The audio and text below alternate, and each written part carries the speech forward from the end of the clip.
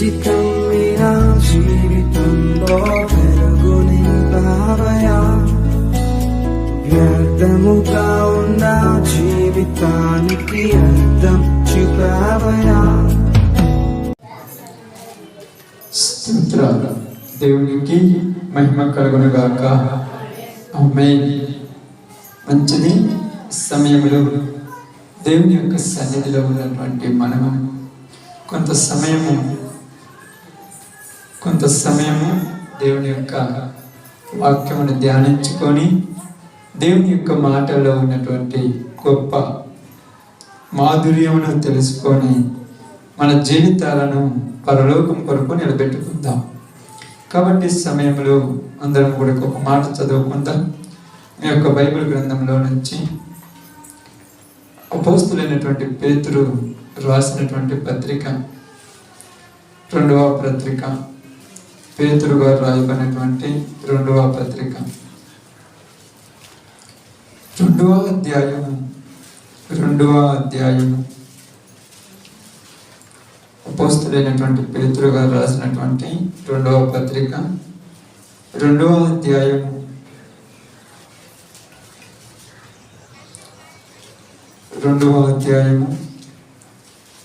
14వ వచనాన్ని జాగ్రత్తగా చదువుదాం. వ్యభిచారిని చూచి ఆశించుచు పాపము మానలేని కన్నులు గలవారును అస్థిరులైన వారి అస్థిరమైన వారి మనస్సులను మర్రలు కొలుపుచు లోభిత్వమందు సాధకము చేయబడిన హృదయము గలవారును శాపగ్రస్తులునై ఉండి తిన్నని మార్గమును విడిచి బెయూరు కుమారుడైన బిలాము పోయిన మార్గము తట్టు త్రోవ తప్పిపోయిరి. ఆ బిలాము దుర్నీతి వలన కలుగు బహుమానములను ప్రేమించెను. అయితే తాను చేసిన అతిక్రమము నిమిత్తము అతడు గద్దింపబడెను. ఎట్లనగా నోరు లేని గార్ధవము మానవ స్వరముతో మాట్లాడి ఆ ప్రవక్త యొక్క వెర్రితనమును అడ్డగించెను. దేవుని వాక్య భాగం మన మధ్యలో ఆశీర్వదించును గాక. ఆమేన్. కుడి వచ్చిన అందరికి ప్రభునామములు శుభాలు వందనాలు తెలియచేయుచున్నాను. దేవుని యొక్క మాటలను మీరు జాగ్రత్తగా వినుట కొరకై ప్రయాసపడదాం. అపోస్తులైనటువంటి పేతురు గారు ఈ యొక్క మాటలు రాస్తూ ఉన్నప్పుడు చాలా జాగ్రత్తగా సంఘాన్ని హెచ్చరిస్తూ రాస్తూ ఉన్నారు.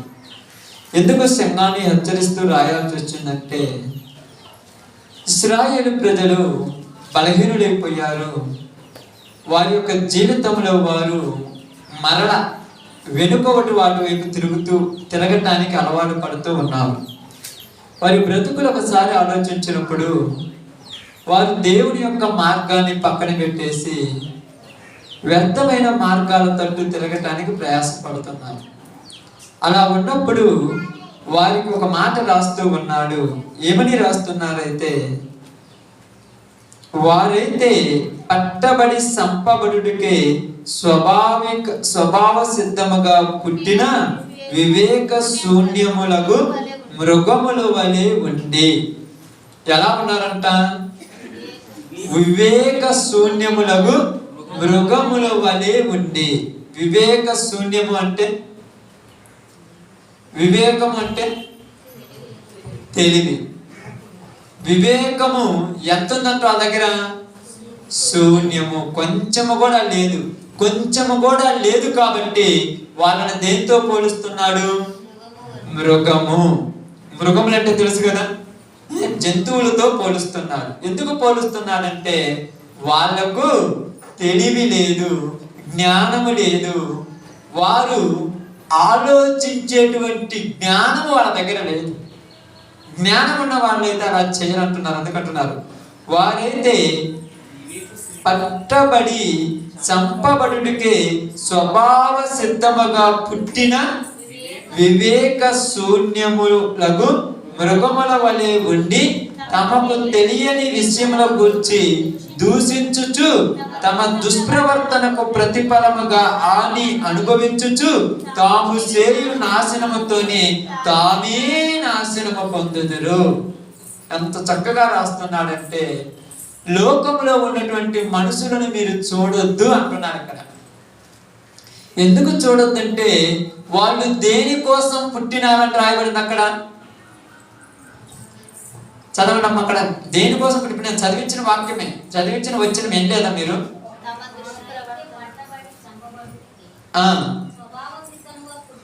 స్వభావ సిద్ధముగా పుట్టిన వివేక శూన్యములకు మృగము. వాళ్ళు పుట్టిందే దానికోసం, వాళ్ళు బతికేదే దానికోసం, వాళ్ళు జీవించేదే అలాంటి వాటి కోసం.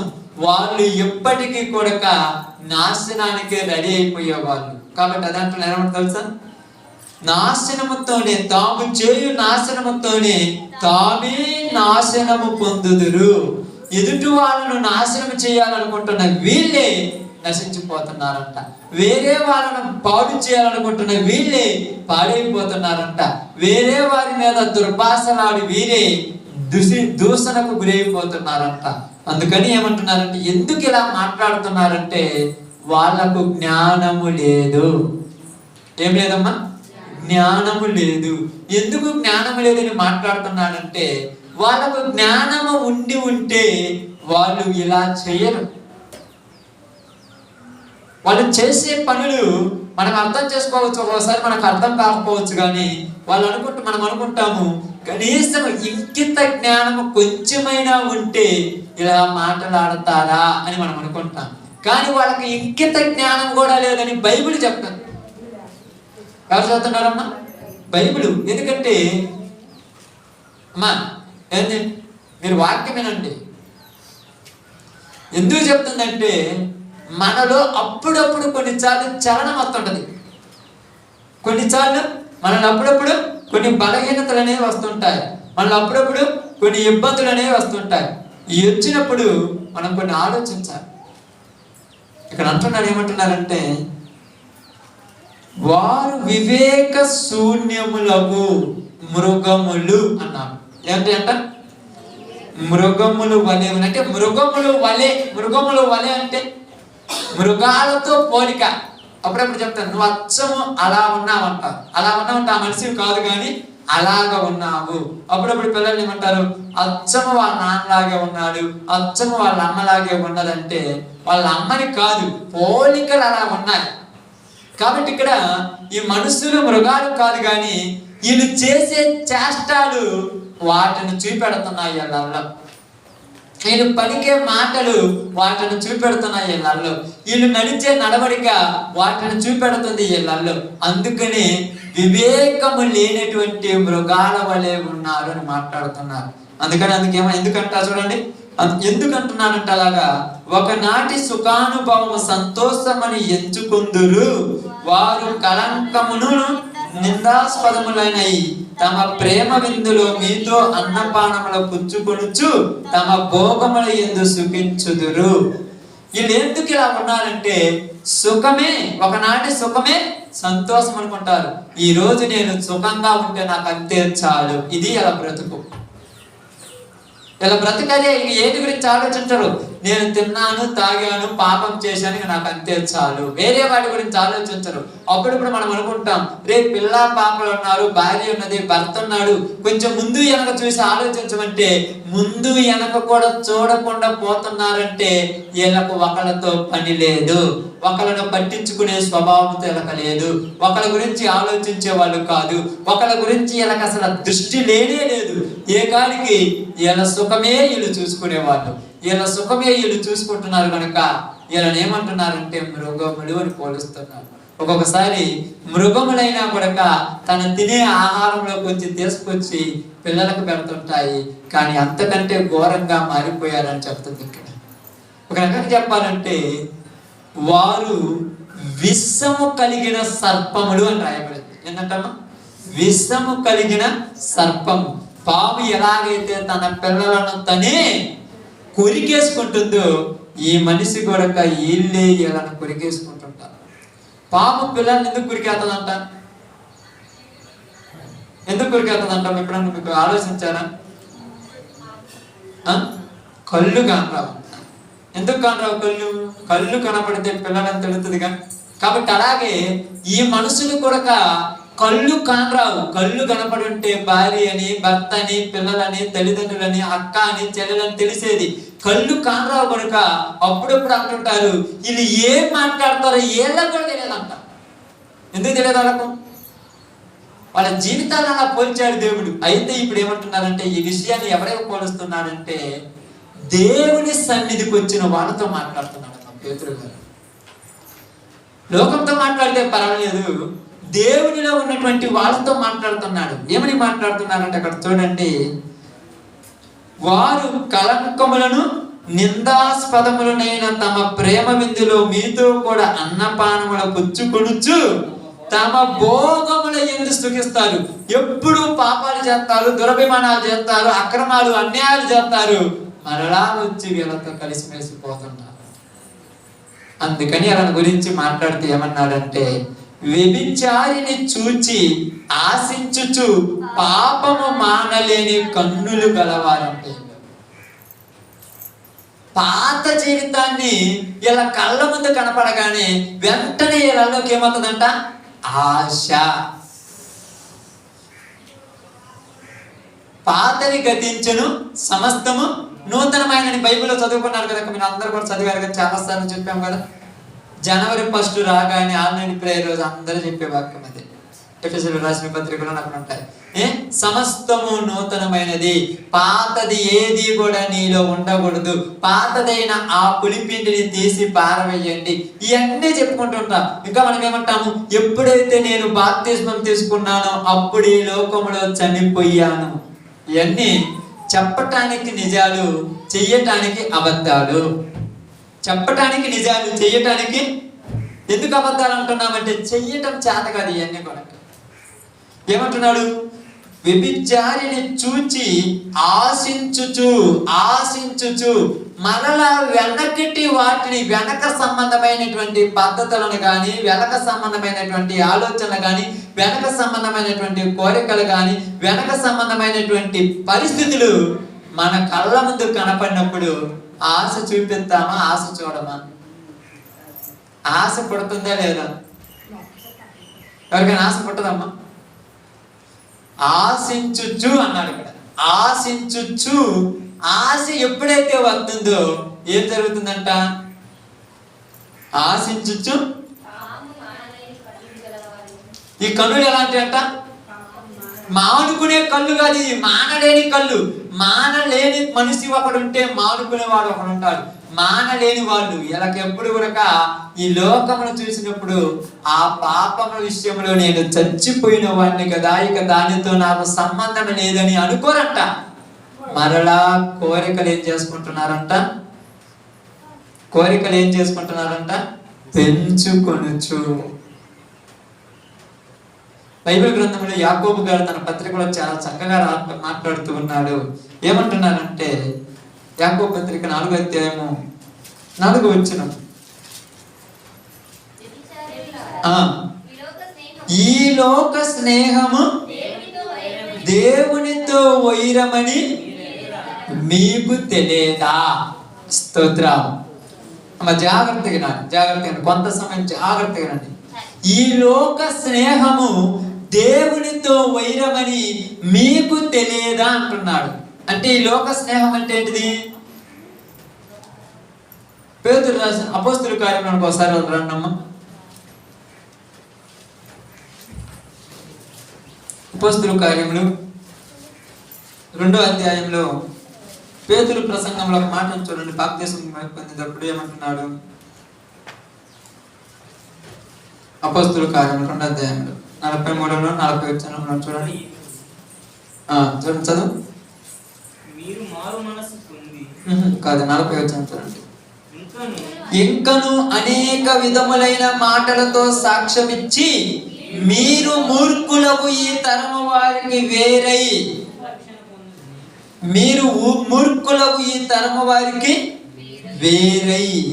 ఈ తరము వాళ్ళకి ఏం కావాలంటుంది బైబిల్? మనల్ని వేరుగా ఉండమంటుంటే మనం కలిసిపోదాం అనుకుంటున్నాం. వేరుగా ఉండమని బైబిల్ చెప్తుంటే పేతురు గారు ఇశ్రాయేలీయులతో చెప్పినప్పుడు అన్నాడు, మీరు వేరుగా అంటే ఎందుకు కలిసిపోవాలనుకుంటున్నారు? అందుకని ఈ లోక స్నేహము దేవునికి వైరము అని చెప్పారు. ఈ లోక స్నేహము అంటే ఈ లోకముతో మనం ఏం చేయకూడదంట? స్నేహము చేయకూడదు. స్నేహం అంటే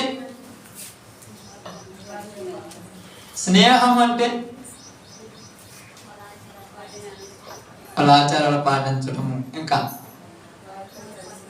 వారితో కలిసి మెలిసి ఉండటము, ఇంకా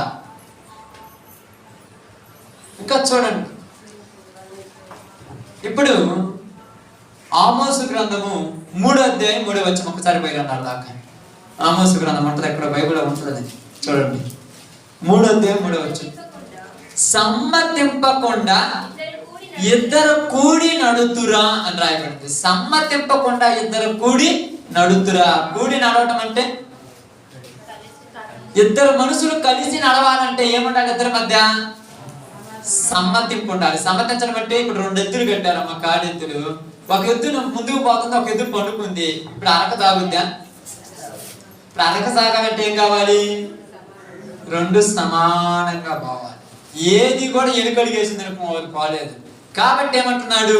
మనము లోకములో కలిసిపోయాము కాబట్టి, లోక సంబంధమైనటువంటి ఆలోచనలు మనలోనికి వచ్చాయి కాబట్టి మనము లోకముతో ఏమయ్యామంట? సమ్మతించాము. అందుకనే దాంతో కలిసి నడిచిపోతుంటాం. లోకంలో వాళ్ళకి చాలా ఆలోచనలు ఉంటాయి. ఏముంటాయి? ఇరుకులైనా, ఇబ్బందులైనా, సమస్యలైనా, ఏదైనా కూడా దేవుని దగ్గరికి రావాలంటే వాళ్ళకి ఉంటాయి. కానీ దేవుళ్ళలోకి వచ్చిన మనకు మాత్రం వాటితో అసలు సంబంధం ఉండకూడదు. వాటి గురించి ఆలోచన ఉండకూడదు. వాటి గురించి అసలు వాటిని గురించినటువంటి ఆ యొక్క అవగాహన మనలోనికి అసలు రాకూడదు. మరి ఎందుకు వస్తున్నాయంటే ఇక్కడ అదే చెప్తున్నాడు, మీరు చూచి ఆశించుచున్నారు అన్నాడు. ఏటిని చూసి ఆశించుచున్నారు? లోకమును చూసి. బాగా గమనించి ఆలోచించినప్పుడు నిజంగా ఈ మాట రాసినప్పుడు, పేతురు గారు రాస్తున్నప్పుడు నాకు అనిపించింది, ఎందుకు పేతురు అసలు ఇలాంటి కొన్ని ఉచ్చారణ అంటే కొన్ని పలకకూడని మాటలు కూడా ఎందుకు మాట్లాడుతున్నాడు? ఇలా మాట్లాడటం కరెక్టా కాదని ఆలోచించినప్పుడు ఏమంటున్నాడు? వ్యభిచారిని చూచుచు ఆశించి పాపము మానలేని కనులు గలవారన్నారంటే అసలు ఏంటి మాట అన్నప్పుడు, ఇక్కడ ఎలాగైతే వ్యభిచారిని అని ఎందుకు అన్నాడంటే, లోకంలో ఒక మనిషి ఎలాగైతే దానిని వదిలి వచ్చిన తర్వాత మరలా దాన్ని చూసినప్పుడు అది ఈయనేం చేస్తుందంట? ఆకర్షిస్తుందో, అలాగే లోకముతో ఇంతకు ముందు మనందరం కూడా కలిసి మెలిసి ఉన్నవారిమే. ఇప్పుడు లోకంలో నుంచి మనం ఏమైనామని చెప్తుంది బైబిల్? వేరైపోయారు. అందరూ వేరైపోయాం కదా. వేరైపోయిన తర్వాత మరలా మనం లోకాన్ని చూస్తాం. మన కళ్ళ ముందు కనపడకుండా మనం ఉంటాం. లోకం మనం ఉండేదే లోకములు. ఇప్పుడు లోకాన్ని చూసినప్పుడు లోకం ఈ మనుషుల్ని ఏం చేస్తుందంట? ఆ వ్యభిచారి ఎలాగైతే ఆ పురుషుడు స్త్రీని పురుషుడు ఆకర్షించి పిలుస్తాడో అలాగే లోకము కూడా మనల్ని ఆకర్షించినప్పుడు ఇప్పుడు మనలో ఏముండదంట? ఏముండదంట?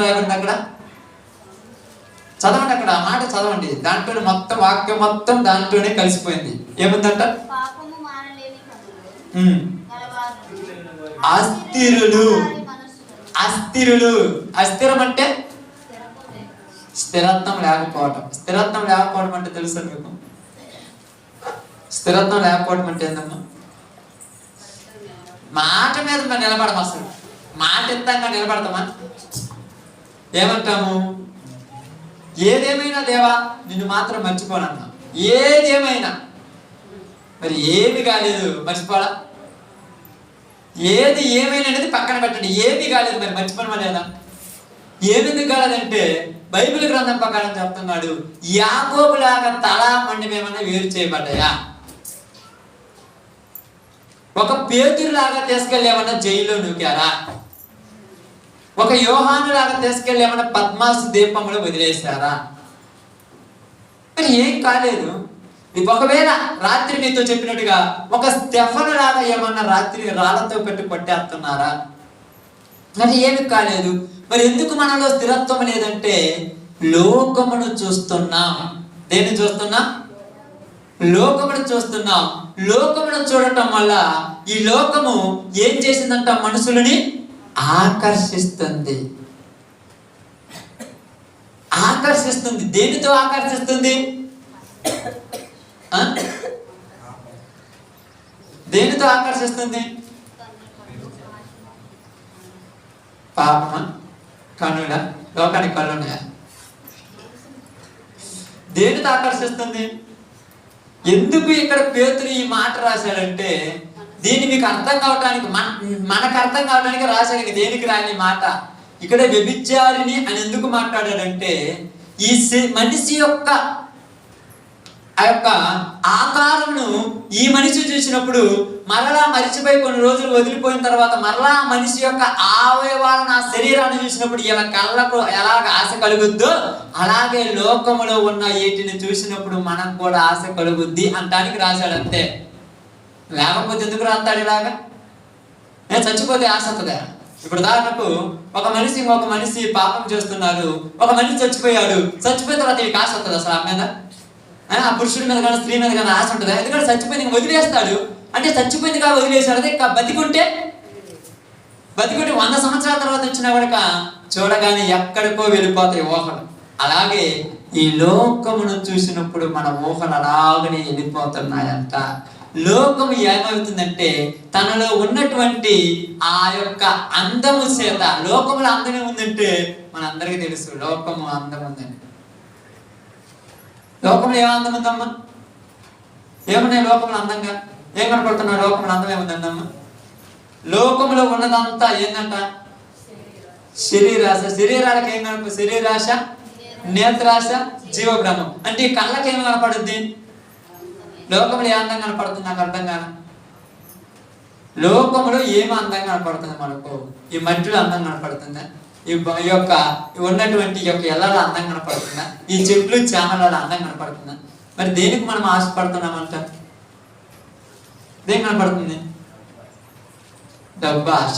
ఆశ అందం అంటున్నాం ఇక్కడ. ఆశలని పక్కన పెడతాం, డబ్బు గురించి వద్దాం పక్కకి. ఇప్పుడు అందం ఏం కనపడుతుంది లోకంలో మనకు? ఇప్పుడు మనిషి లోకాలతో పోల్చట్లేదు. మనిషితో లోకము మనం కూడా పోలుస్తున్నాను నేను అంతే. లోకంలో ఏమందం కనపడుతుంది?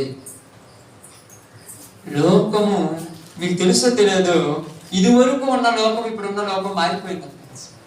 ఇది వరకు 2 రాళ్ళు కట్టు 2 గొంజలు కాదుకొని పైన ఒక చిన్నప్ప 4 జమ్ము కట్టలు వేసుకుంటే ఇల్లు అనుకునేవాళ్ళు. దాని కింద పడుకుంటే ప్రశాంతంగా ఉండేవాళ్ళు. ఇప్పుడు మనం లోపల పడుకునేటువంటి రూమ్ గురించి ఆలోచించాం కానీ కనపడేటువంటి ముందున్న అట్రాక్షన్ గురించి ఆలోచిస్తాం అందరం. అట్ట గట్టిగా ఇప్పటికైనా అది అందం దాని వైపు నేను లాగేసింది. ఇప్పుడు అట్ట గట్టియాలంటే నువ్వేం చేయాలి? దాని నుంచి బయటికి పోవాలి. లేకపోతే కుదురుద్ది అంటే కుదురుద్ది. అసలు మొదలు ఏం చేయాలి? ఏం చేస్తాడు ఆయన? ఎప్పుడు కూడా ఏమంటున్నాడు? రాత్రి ఏం చెప్పాను? దేవారాత్రులు దాన్ని ధ్యానించమని రాత్రి చెప్పుకున్నాము. దేవారాత్రులు దేవుడిలో ఉంటూ దేవుని మనసు ఆలోచిస్తూ దేవుడిలో ఉంటూ కుదురుద్దా? ఇలా చేయాలంటే ఏం చేయాలి? రూపాయి దగ్గర 4 రూపాయలు నొక్కి లోపనుకోవాలి. ఊరికనే రాదు కదా. 10 రూపాయల దగ్గర 100 రూపాయలు నొక్కి లోపనుకోవాలి. ఇలా కావాలంటే ఏం చేయాలి? వాళ్ళని మోసం చేయాలి, ఎలక మాయ మాటలు చెప్పాలి, వాళ్ళ దగ్గర అబద్ధాలు ఆడి, వాళ్ళ దగ్గర అంటారు, గాలిలో మేడలు కడితే కానీ అలా చేయలేము. ఇప్పుడు ఏమైపోయాం? ఎన్నిటికీ దానికోసము ఇప్పుడు వాజ్ఞలన్నింటినీ ఒక్కొక్క దాన్ని పక్కన పడేస్తున్నాం, ఒక్కొక్క దాన్ని పక్కన పెట్టేస్తున్నాం, ఒక్కొక్క దాన్ని పక్కన పెట్టేస్తున్నాం. ఏందయ్యా ఇలా మారిపోయావంటే దేవుడు ఏమన్నా చెయ్యొద్దన్నాడా? నేను చెప్తున్నా, దేవుడు ఎప్పుడిని కూడా పని పాటలు చెయ్యకుండా ఉండొద్దన్నాడా? ఆది కాలంలోనే ఆదాము అవ్వలకే చెప్పాడు, మీరు కష్టపడి సంపాదించి తినమని చెప్పాడు. కానీ మోసంతో కూడిన పనులు చేస్తున్నారు ఈరోజు లోకాన్ని. పని చేస్తున్నారు కానీ ఆ పనిలో ఏముంది? నిజాయితీగా పనిచేసే వాళ్ళు ఉన్నారా? నిజాయితీగా కష్టానికి నీ కష్టం పడ్డా, నా కష్టానికి 100 రూపాయలు వస్తాయి, 100 రూపాయలు తగిన కష్టం నేను చేశాను ఎవరైనా అనుకుంటారా? 10 రూపాయలు కష్టపడి 100 రూపాయలు రావాలనే మనుషులు అందరూ. ఇక్కడికి వచ్చాక ఏం మర్చిపోయామంటే ధర్మశాస్త్రాన్ని మర్చిపోయాం, దేవుని ఆజ్ఞలు బొత్తిగా మర్చిపోయాం. అందుకే లోక ఆశల వైపు మనం మళ్ళించేసింది. ఇలాగ ఉండాలి, ఇలా కట్టాలన్నా, ఇది సంపాదించాలన్నా, ఇది చేయాలని మళ్ళా నీలోనికి లేనిపోని కోరికలు వచ్చాయి. అప్పుడు ఏమనుకున్నావు తెలుసా? ప్రభువా ఆడెక్కడ యోర్దాను నదిలో యేసు ప్రభు యోహాను దగ్గర బాప్తీసం తీసుకునేటప్పుడు అనేక మంది వచ్చారు చూడు. ఆ బాప్తీసం తీసుకునేటప్పుడు అన్నాడు, ప్రభువా ఈ ప్రాణము నీ కోసమేనయ్యా అన్నాడు. మరి ఒడ్డు మీదకి వచ్చిన తర్వాత ఊరు వచ్చారు, వెనకప్పుడు ఊరు వచ్చారా? ఆకలి అవుతుంది కదా, రొట్టెలు చేసుకొని తిను అన్నదాని లేదా? ఇప్పుడు ఆకలి అవుతుందని ఆయన తెలియదా? రొట్టెలను చేసుకొని తినమని ఆయన తెలియదా?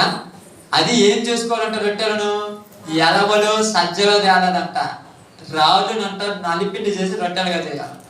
ఇప్పుడు మనము కూడా రాళ్ళను రొట్టెలు చేసే రాత్రిగా మారిపోయాం. ఎప్పుడైనా ఆలోచించారా? రాళ్ళు రొట్టెలు అవ్వయా? రాళ్ళను రొట్టెలు చేయాలంటే ఏం చేయాలి? దాన్ని రాళ్ళను పిండి చేయాలి. పిండి చేసిన తర్వాత దాంట్లో నుంచి దుమ్ము వస్తుంది. ఆ దుమ్ముని పిసికి చేస్తే రొట్టెలు అవుతాయి. ఇప్పుడు మనం కూడా అలాగనే చేస్తాం. అంత మాయా. దేవునిలో ఉన్న వాళ్ళందరూ కూడా ఎక్కువ శాతం మాయని ప్రేమిస్తున్నారు. దేవుణ్ణి ప్రేమించే వాళ్ళు కరువైపోయారని అందుకంటున్నాడు. మీ మనస్సు ఏమైంది అంటున్నాడంటే ఇక్కడ, మీ మనస్సు మరలా వెనకటి వాటి వైపు వెళ్ళిపోయింది, వెనక్కున్న వాటి వైపు వెళ్ళిపోయింది. వెనకేమున్నాయి? మీరు వేటినైతే విడిచిపెట్టి వచ్చారో, ఏటినైతే వదిలేసి వచ్చారో వాటి వైపు మీ మనసు మళ్ళా పోయింది. అందుకని దాన్ని మీరు ఇష్టపడుతున్నారు, అవి కావాలని ఆశపడుతున్నారు. వాటిని ఆశిస్తున్న నువ్వు నన్ను ఆశించలేవని చెప్తున్నాడు ఖచ్చితంగా. ఎందుకంటే బాగా గమనించి ఆలోచించండి. వ్యభిచారిణి అని ఎందుకు అన్నాడంటే, ఆ మాట ఎందుకు మాట్లాడానంటే, మీరు క్యాజువల్గా చూసుకుంటే తప్పుగా అర్థమవుతుంది. కానీ వ్యభిచారిణి అనేటువంటి మాట ఎందుకు వాడాల్సి వచ్చిందంటే, ఈ మనిషి ఇద్దరిని ఒకేసారి ఇష్టపడినట్టుగా నటిస్తుందని అర్థం. అంతే కదా? ఇటు భార్యను అటు వేరే మనిషిని ఇద్దరు నాకు సమానం అన్నట్టుగా ఇష్టపడతాం. ఇప్పుడు ఎవరెవరిని సాటిస్ఫై చేయాలి అంటే, ఎవరెవరిని సంతోష పెట్టాలి? ఈ మనిషి ఇంట్లో ఉన్న మనిషిని సంతోష పెట్టాలి, బయట ఉన్న వాడిని సంతోష పెట్టాలి. ఎట్లా కుదురుద్ది? అది దాని యొక్క అర్థం. అనగానే మీరేందబ్బా ఇక్కడ ఎందుకు ఇది రాశారు, ఇక్కడ ఎందుకు ఇది రాశారు? నేను నిన్న సాయంకాలంలో ప్రార్థన వాక్య భాగం చెప్పుకోవడానికంటే ముందుగా దీనికోసం నేను చదివిన వాక్యం చదివినాను మళ్ళా బైబిల్ చదువుతుంటే ఇన్నిసార్లు ఎందుకు రాశాడు, అసలు ఏంటి దీని ఆలోచన చాలా తోడి ధ్యానిస్తాను. వాక్యాన్ని ఎక్కువ ధ్యానిస్తున్నప్పుడు అర్థమైంది, మనలో ఉన్నటువంటి దేవునిలో ఉన్నటువంటి 100కి ఎంతమంది అని చెప్పాను రాత్రి? 95 మంది స్వభావం ఎలాంటిదంటే, దేవుణ్ణి సంతోష పెట్టాలి, లోకాన్ని సంతోష పెట్టాలి. కుదురుద్దా? ఇప్పుడు అలాంటి పరిస్థితులు ఉన్నాయా లేవా? నిజంగా మీ గుండెల మీద చేసుకొని మీ మనసుకు మీరే చెప్పుకోండి, ఇక్కడ దేవుణ్ణి సంతోష పెట్టాలి, లోకంలో ఉన్న మనుషుల్ని సంతోష పెట్టాలని బతికే వాళ్ళమే కాదా మనందరిలో ఎక్కువ మందిని? వాళ్ళు బాధపడకూడదు, వీళ్ళు బాధపడకూడదు. ఎట్ట కుదురుద్ది అక్కడ? ఎలా జరుగుతుంది చెప్పండి? దేవునిలో ఉన్న మనము దేవుడి కొరకే బ్రతుకుతున్నప్పుడు లోకాన్ని కూడా బ్రతికించగలం, లోకంలో ఉన్నటువంటి మన మనసులను కూడా సంతోష పెట్టగలం. కానీ ఇద్దరికి సమాన భాగం ఇవ్వాలని చూస్తున్నదంటే ఎవరు? వ్యభిచారిణి. అందుకే ఏం చేస్తారంట చూడండి, అక్కడ బాగా గమనించి ఆలోచించినప్పుడు, అక్కడ మనం విషయాలు చదివినప్పుడు, కొన్ని విషయాలు గమనించినప్పుడు చూడండి. సామెతల గ్రంథము 6వ అధ్యాయం 25 వచ్చిన ఒక్కసారి చదవండి.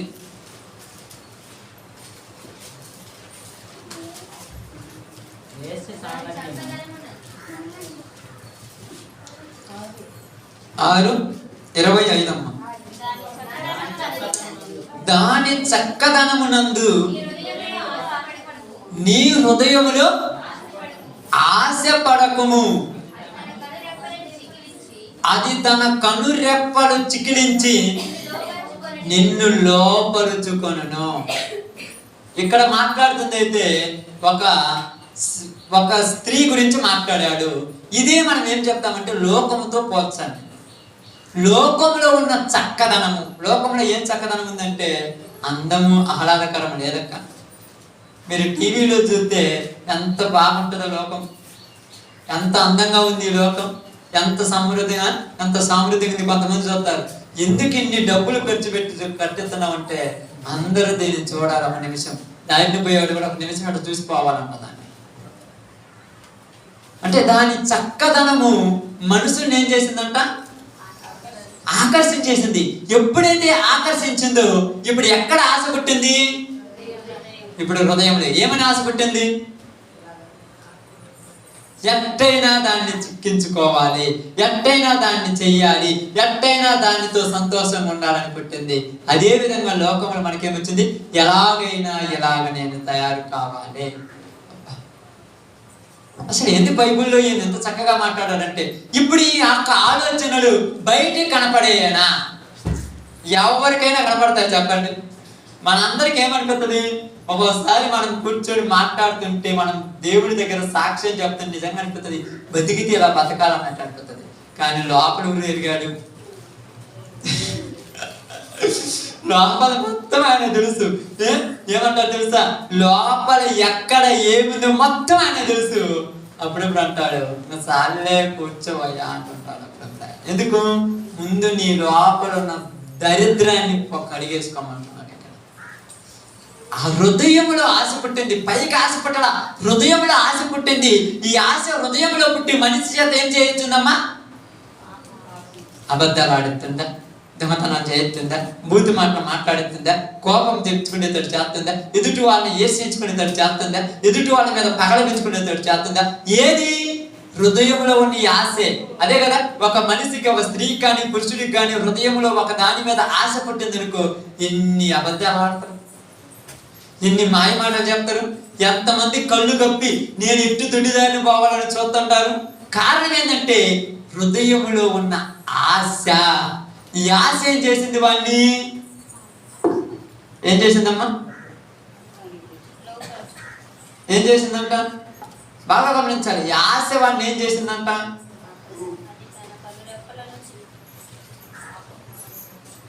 చెప్పిందంతా గుర్తులో ఉండాలి. ఒక మనిషిలోనికి ఆశ వస్తే ఈ ఆశ మనిషిని ఏం చేస్తుంది? ఏం చేస్తుందమ్మా?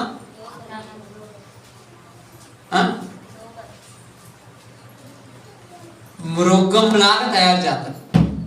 అందుకే ఈడు ఎక్కడికైనా ఆశ తీర్చుకోవడానికి పోతున్నప్పుడు కన్న బిడ్డ ఎక్కడికంటే కాలుతుంది అంటాడు. రే నువ్వు మనిషిగా గుడ్డు అంటే గుడ్డునే అయినా కూడా నా కోరిక తీర్చడానికి నేను ఎక్కడికైనా వెళ్ళిపోతాను. ఎవరైనా ఏందని అడిగితే నీకెందుకు? ఏమిటి? లోపల ఆశ ఉంది. ఈ ఆశ తీరాలి. తాగమనో, తినమనో, పాపం చేయమనో, ఏది చేయమనో లోపల ఆశ ఉంది. ఈ ఆశ వాడిని ఏం చేస్తుందంటే, నీ కళ్ళకి ఇప్పుడు ఏది కనరాదు, నీ కళ్ళ ముందు అదే కనపడుతుంది.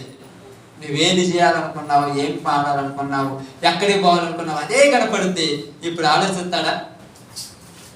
అది ఏదైనా, ఒక ధనాపేక్ష అయినా, ఒక లోక ఆశ అయినా, ఒక లోక సంపద అయినా, ఒక పాపమైనా, ఏదైనా నీ హృదయంలో కలిగింది. ఇప్పుడు దీన్ని తీర్చుకోవడానికి పోయేటప్పుడు నువ్వు మనిషిలాగా ప్రవర్తించవు. అందుకు మృగాలు అన్నాడు ఆయన వరకంటే. ఇప్పుడు ఇది తీర్చుకోవడానికి పోయేటప్పుడు అసలు ఆలోచిస్తావా?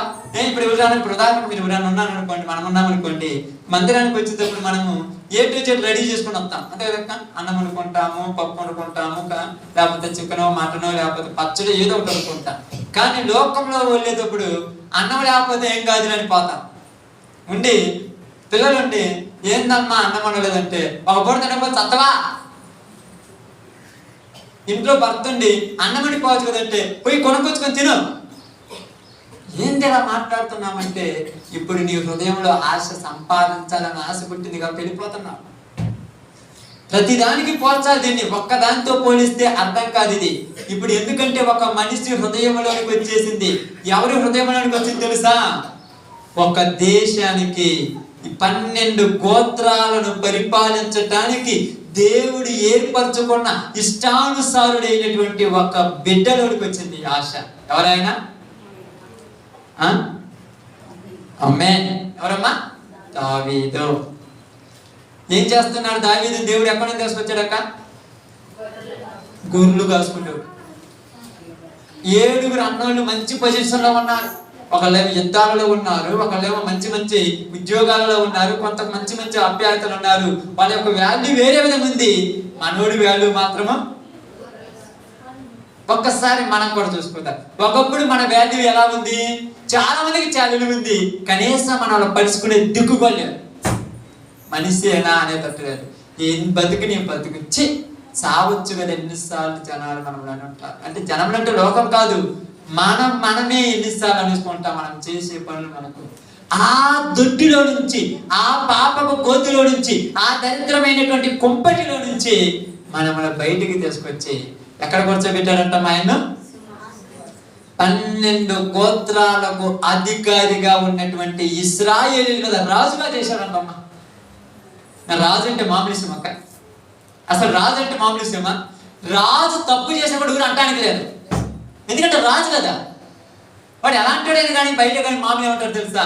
వాడు ఎంత చేసినా కూడా సింహాసనం మీద కూర్చుంటాడు. వాడు కోరింది, వాడు అన్నదే శాసనము, వాడు చేసిందే శాసనము, వాడు మాట్లాడిందే మాట. ఇలాంటి స్థితిలోనికి తీసుకొచ్చాడు. కానీ ఇప్పుడు మనములో కూడా ఏం చేశాడంటే, పేతురు రాసిన పత్రికలో చూద్దాం ఒకసారి. ప్రతిదీ కూడా మీకు పోలికతో చూపెడుతున్నాను ఈ దినమందు. వాక్యం మొత్తం కూడా పోలిక చూద్దాం అంతే. చూడండి, పేతురు రాసిన మొదటి పత్రిక 2వ అధ్యాయము 2:9.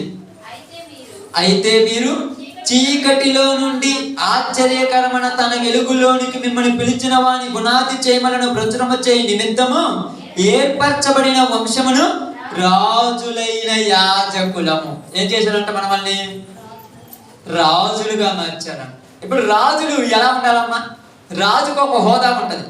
రాజు రాజులాగే బతకాలి, కానీ రాజు వేరే విధంగా బతికితే విలువ ఉంటుందా? అర్థం చేసుకోండి బాగా. ఇప్పుడు పెళ్లి కానప్పుడు పిల్లలు ఎలా తిరిగినా పెద్ద పడుచుకో, ఎందుకంటే ఏమంటామక్క? చిన్న పిల్లలు ఏం తిరిగారు? ఆ ఇంటికాడ ఇంటికాడ తిరుగుతారు. ఇప్పుడు పెళ్లి అయిన తర్వాత ఆ ఇంటికాడ తిరిగి ఏం పడుచుకోకపోతే ఏమంటా? నీకు బాధ్యత లేదా? ఇలా తిరిగితే నీకు ఎలా అని, నీకేముంది, నిన్ను నమ్మేం చేయాలి అంటే, ఒక స్థితికి వచ్చినప్పుడు ప్రతి వానికి ఒక బాధ్యత ఉంటుంది. ఇప్పుడు లోకములో నుండి, చీకటిలో నుండి, చీకటి కార్యాలలో నుండి ఆశ్చర్యకరమైన తన వెలుగులోనికి మనల్ని పిలుచుకొని మనందరినీ రాజులుగా చేశాడు దేవుడు. రాజుల హృదయంలో ఏ కోరికలు ఉండాలమ్మా? రాజుల హృదయంలో ఏ ఆలోచన ఉండాలి చెప్పండి, మీకు తెలిస్తే. రాజు మనసులో ఏం ఆలోచన ఉండాలి? దేశమును ఎలా పరిపాలించాలి, ఇంకా దేశంలో ఉన్న ప్రజలందరిని ఎలా చూడాలి? సొంత బిడ్డలలాగా చూసుకోవాలి. ఎవరికి ఏ కొరత రాకూడదు. దేశం అభివృద్ధిలోనికి వెళ్ళేటట్టుగా ఆలోచించాలి. ఈ ఆలోచన ఉండాలా? వేరే ఆలోచన ఉండాలా? రాజుకు ఈ ఆలోచన ఉండాలి. ఇప్పుడు మనము కూడా రాజులను చేశాడు. ఏ దేశానికి రాజులు? మనము బయట లోకంలో ఉన్న వాళ్ళకి వచ్చినట్టే మనకు కూడా డౌట్లు వచ్చుంటాయి. మీ డౌట్ కూడా క్లారిఫై చేయడానికి. ఏ దేశానికి రాజులు?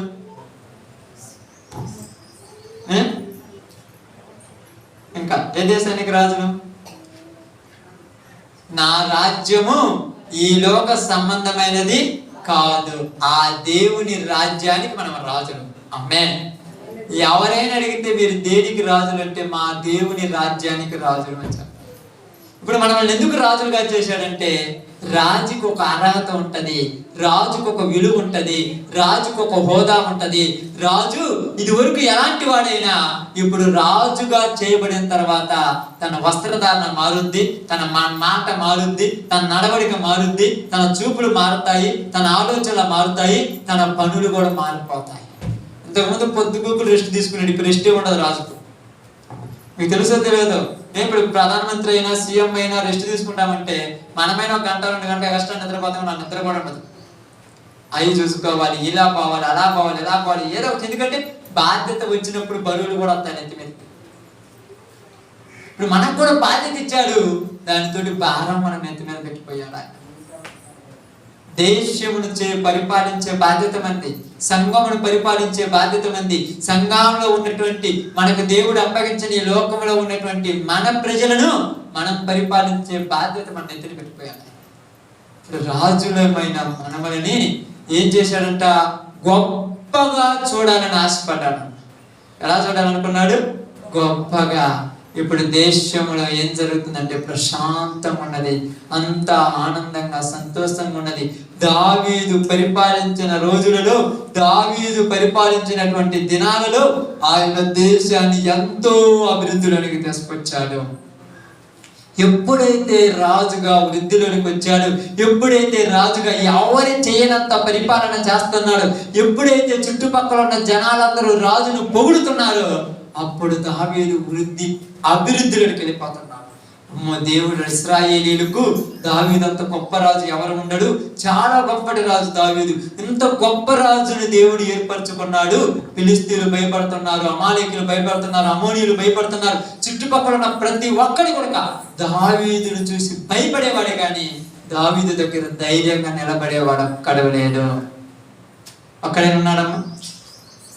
ఈ టైంలో వసంత కాలంలో ఒక దినాన రాజు బాధ్యత మరిచి తిని పండుకొని నిద్రపోతున్నాడు. బాధ్యత మరిచాడు, తిన్నాడు, పండుకొని నిద్రపోతున్నాడు. క్రైస్తవులకు నిద్ర ఎప్పుడు ఉండాలి? అంతే ఉండాలి. మీకు ఎక్కువ నిద్రపోయిననుకో లోకంలో ఉన్నటువంటి దరిద్రం మొత్తం అందరికి పోతుంది. ఓరక ఏమంటాము, రెస్ట్ తీసుకోమంటుంది. ఎవరు రెస్ట్? ఏం రెస్ట్? మనకు రెస్ట్ ఎక్కడ చెప్పాను మీకు. రెస్ట్ అంటే విశ్రాంతి. ఎక్కడంటే మనకి విశ్రాంతి అంతే కదా. మీకు చెప్పాను లేదా వాక్యం ఇది? చెప్పి కూడా 5-6 సంవత్సరాలు అవుతుంది. బాగా నుంచి అలసి సొలసిన సమస్త జనులారా నా యొద్దకు రండి, మీకు విశ్రాంతిని ఇస్తానని వాక్యం చెప్పాను. విశ్రాంతి ఈ లోకంలో క్రైస్తవునికి ఉండదు. ఈ లోకంలో ఉన్నంత కాలం మనం చేసే పనిలో ఇంకా ఎక్కువ చేస్తే వెళ్ళిపోవాలంతే. ఈ లోకం ముగించిన తర్వాత ఎప్పుడు సూర్యుడు లేని, రాత్రి లేని, ఆకలి దప్పులు అసలే లేని ఆ రాజ్యంలో మనం ప్రశాంతంగా ఉంటాం. ఇప్పుడు రెస్ట్ తీసుకుంటున్నాడు ఒక ఆయన, దావీదు మహారాజు. సాయంకాల సమయం ఆయన బయటకు వచ్చి తిరుగుతూ ఉండగానే ఆయన కళ్ళ ముందు కనపడింది లోకం. మనం అనుకుంటాం, నా కళ్ళకే ఎందుకు కనపడింది అంటే, నీ కళ్ళకు కావాలని కనపడదు, లోకమే తెచ్చి నీకే చూపెడుద్ది చూడు అని. మనమేమనుకుంటాం అంటే కళ్ళు మూసుకుంటే బాగుండే. కళ్ళు మూసుకుని అంత మంచోళం కాదు మనం. తన కళ్ళ ముందు కనపడింది ఒక లోకం. చూశాడు, చూడగానే ఆశ పుట్టింది. ఏం జరిగిందంటమ్మా చూడండి. సామ్యూయేలు 2వ గ్రంథము 11వ అధ్యాయం 2వ వచనం. సమూయేలు 2వ గ్రంథము 11వ అధ్యాయం 2వ వచనం. ఒకానొక దినమున ప్రొద్దుగుంకు వేళ దావీదు పడక మీద నుంచి లేచి రాజనగరు మిద్దె మీద నడుచుచు పైనుండి చూచుచుండగా స్నానము చేయి ఒక స్త్రీ కనబడెను. ఏందమ్మా? ఆమె బహు సౌందర్యవతి అయి ఉండుట చూచి దావీదు దాని సమాచారము తెలుసుకొనుటకు ఒక దూతను పంపెను. అతడు వచ్చి ఆమె ఎలియాము కుమార్తెయు హిత్తీయుడగు ఉరియాకు భార్య అయిన బత్షెబాని తెలియచేయగా దావీదు దూతల చేత ఆమెను పిలువనంపించెను. ఆమె అతని యొద్దకి రాగా తన హృదయములో ఉన్న కోరిక తీర్చుకొనెను. ఆశ ఎక్కడ పుట్టింది? చూడగానే హృదయంలో పుట్టింది. హృదయం నిండి ఉండిన దానిని బట్టే నువ్వు నడవడిక నడుస్తావంటే, హృదయంలో ఏమైతే ఉంటాయో దాన్ని బట్టే నువ్వు నడుస్తూ ఉంటావు. హృదయంలో ఏ ఆలోచనలు అయితే ఉంటాయో ఆలోచనలే నిన్ను అటువైపు ఇటువైపు త్రిప్పుతూ ఉంటాయి. ఇప్పుడు హృదయంలోనికి ఏమొచ్చిందంటే, ఆ లోకం ఆ స్త్రీని చూడగానే అతనికి ఏమొచ్చిందంటమ్మా? ఆశ కలిగింది. అంటే ఇంతకుముందు చూశాడు, ఇంతకుముందు ఉన్నాడు, ఎప్పుడో చూశాడు, రోజు తిరిగే మనిషే. కానీ ఇప్పుడు ఎందుకు ఆశ కలిగింది? బాధ్యత మరిస్తే లోకం నిన్ను ఆకర్షిస్తుంది. మీరు దేవునితో ఉన్నప్పుడు, దేవుని పనిలో మీరు ఉన్నప్పుడు, మీరు లోకాన్ని చూసినప్పుడు లోకం మీకు ఎలా కనపడుద్ది? మామూలుగా కనపడుద్ది. అది దేవుని పనిలో లేకుండా మీరు లోకంలో ఉండి లోకాన్ని చూస్తే అప్పుడు లోకం మీకు ఎలా కనపడుద్ది? ఇప్పుడు లోకం నీకు సౌందర్యంగా అందంగా కనపడిందంట. ఎప్పుడైతే దావీదు హృదయములో, బాగానండి, దావీదు హృదయములో ఆ కోరిక వచ్చిందో, ఇప్పుడు దావీదు ఏం మర్చిపోయాడమ్మా? ఇంకా ఏందమ్మా? మీరు చెప్పిందన్నమాట, తను రాజు అని మరిచిపోయాడు. మరి ఏమనుకున్నాడు? ఇప్పుడు రాజుని మర్చిపోయాడు, మరి ఏమనుకున్నాడు? సామాన్యమైన మనిషిలాగా మారిపోయాడు. ఎన్నిసార్లు మారిపోయి ఉంటాం మనం కూడా చెప్పండి? మనం రాజుని మనం ఎన్నిసార్లు మర్చిపోయి ఉంటాం చెప్పండి? మర్చిపోయినాం లేదా? సామాన్యమైన మనుషుల్లాగా మారిపోయి అందరూ లోకంలో వాళ్ళలాగా మనము కూడా మాట్లాడుతూ లోకంలో వాళ్ళలాగా మనం కూడా ఎన్నిసార్లు అలాగ చేసి ఉంటామో ఆలోచించండి. ఎప్పుడైతే ఇక్కడ దావీదు తను రాజు అని మరిచిపోయినాడో వెంటనే ఏమంటున్నాడమ్మా? వెంటనే ఏమంటున్నాడు? అతని యొక్క మనసులోకి వచ్చిన కోరికను మీరు ఒక మాట చూడండి. అదే కీర్తనల గ్రంథంలో చూడండి, మీకు అర్థం కావడానికి చూపెడుతున్నాను.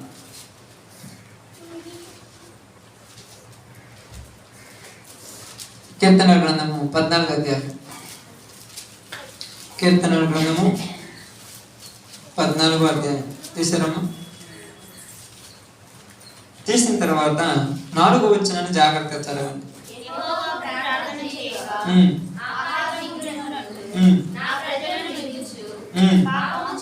పాపము చేయు వారందరికీ తెలివి లేదా? ఇప్పుడు దావీదుకు తెలివి ఉందా లేదా? ఇప్పుడు తెలివి లేని దావీదుని ఏంతో పోల్చాడు? ఆమేన్, మృగముతో పోల్చాడు.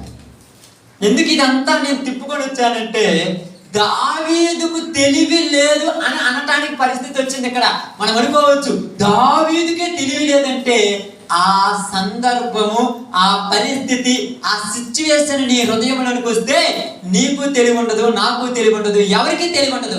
తెలివి లేని ప్రతి ఒక్కడు దేనితో సమానం? మృగముతో సమానం. ఇప్పుడు మృగములాగా దావీదు మారిపోయాడు కాబట్టి తన దగ్గర పని చేస్తున్నటువంటి ఒక భార్యతో పాపం చేయడానికి ఇష్టపడ్డాడు. తెలివన్నా లేదు, ఆలోచన అన్నా లేదు. అయ్యో నన్ను దేవుడు రాజుగా చేసేది దేనికి? నేను దేనికి? నా ప్రజలను మంచిగా పరిపాలన చేయడానికి, తన ప్రజలతో మంచి పరిపాలనలో దేవుడి యొక్క రాజ్యాన్ని వృద్ధిపరచడానికి నన్ను రాజుగా చేస్తే నేను పనికి మాలిన పనుల కోసం వెళ్ళిపోతున్నానని ఆలోచన ఒక్కసారి అయినమ్మా ఆయనకు? అసలు అనిపించిందా? ఎందుకు అనిపించలేదు? ఆయన మనసు ఆయననేం చేసింది? అలా పాడు చేసింది. అదే అక్కడ అంటున్నాడు. ఏమంటున్నాడంటే, ఇదిగో పాపము చేయు, చదవండి అమ్మా మాట ఒక్కసారి, 14:4.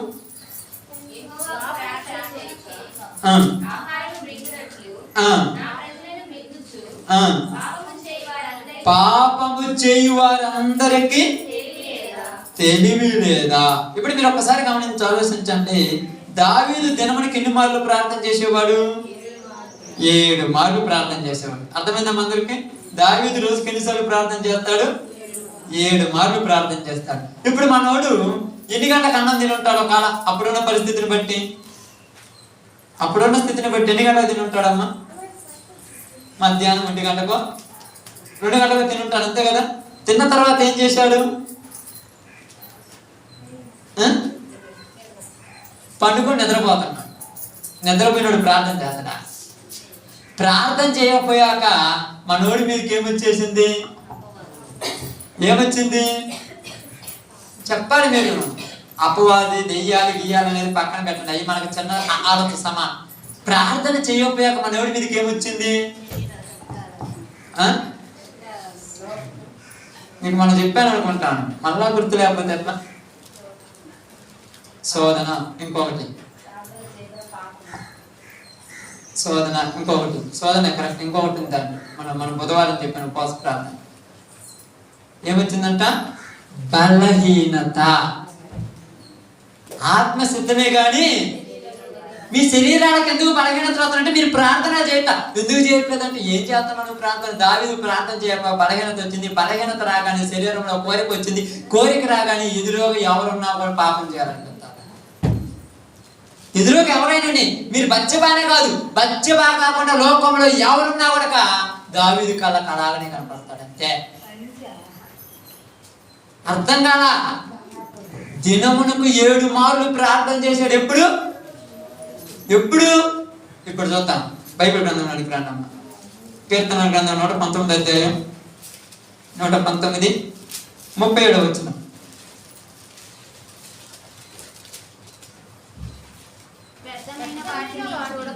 వ్యర్థమైన వాటిని చూడకుండా నా కన్నులు త్రిప్పివేయము. ఎవరు ప్రార్థన చేస్తున్నాడు? ఎందుకు చేస్తున్నాడు ఈ ప్రార్థన? పనికి మాలిన వాటిని నేను చూడకూడదు ప్రభువా, నా కన్నులు తిప్పమంటున్నాడు. ఎందుకంట నీ మార్గంలో నడుచున్నట్లు నన్ను బ్రతికించము. ఒకప్పుడు పనికి మాలిన వాటిని చూశాను, పాపం చేశాను. ఇక నేను పనికి మాలిన వాటిని చూడకుండా ఉండాలంటే ఎక్కువ టైం ప్రార్థన ఉండాలని రోజుకి 7 సార్లు ప్రార్థన చేస్తాను. అప్పుడు తిన్నాడు, పడుకొని నిద్రపోయాడు, ప్రార్థన చేయట్లేదు. ఇప్పుడైతే భయపడుతున్నాడు. ఎక్కడ మళ్ళా లోకం నాలోని కొత్తదేమో, ఎక్కడ పరిస్థితి నాలోని కొత్తదేమో, ఎక్కడ వాటిని చూడగానే ఆశ నాలోని కొత్తదేమని ప్రార్థన చేయడం ప్రారంభిస్తున్నారు. ఈరోజు సంఘంలో చాలా మందికి దేవుని సేవలో ఉన్నటువంటి వాళ్ళకు కూడా లోక అంగాలను చూసి కోరికలు పెరిగిపోయి వాటిని సంపాదించాలని ఆశపడితే ఏమీ లేదు మనసులో ఎవరికి కూడా. లోకమును చూసి ఆశపడుతున్నారు. లోకం కావాలి నీకు. ఎందుకమ్మా లోకం? ఏం కావాలి లోకంలో? లోకంలో ఏం కావాలి నీకు?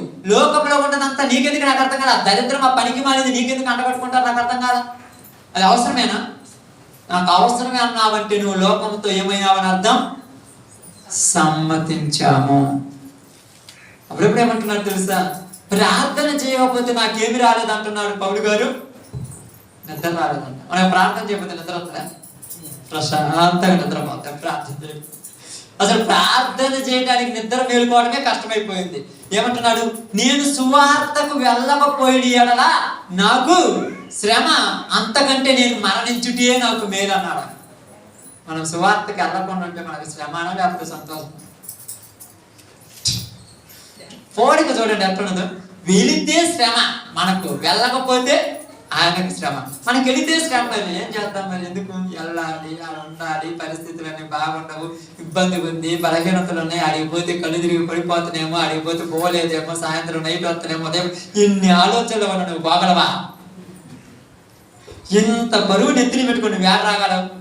ఈ లోకం మొత్తం నీలో ఉన్నది అది పోడా. నువ్వు పోయిందనుకుంటున్నావు. మాటతో పోవటం వేరు, తీసివేయటం వేరు. నేనేమంటాను? ఈ ఖర్చు నా దగ్గర నుంచి పారేసిన చెప్తే పారేసినట్ట, దీన్ని తీసి ఇక్కడ ఎత్తే పారేసినట్టు. తీసేలా మనం ఎందుకు తీసేయలేదంటే, తీసేస్తే కొంతమందికి శత్రువులు అయిపోతాం మనం, తెలుసా? నిజంగా చెప్పండి, మీరు కొన్నిటిని తీసేస్తే శత్రువులు అయిపోతారు. ఆ శత్రువులు అయిపోతామని భయపడి తీసేయక కొన్ని. దావీదు కూడా అనుకున్నాడు, భయపడ్డాడు, అయ్యో ఏమవుద్దని. ఏమైంది? బత్షెబాతో పాపం చేశాడు. పాపం చేసిన తర్వాత ఎక్కడికి వెళ్ళిపోతున్నాడమ్మా? దేశంలో ప్రశాంతంగా పడుకునే దావీదు దేశాన్ని విడిచి వెళ్ళిపోతున్నాడంట. కొండలలో, లోయలలో పరుగులు చేస్తున్నాడంట. ఏంది దావీదు కొండల లోయల్లో పోయేవాడంటే, ఆ రోజు నిద్రపోయి తప్పు చేశా, ఈ రోజు సిగ్గుతో తిరుగుతున్నా అంటున్నాడు.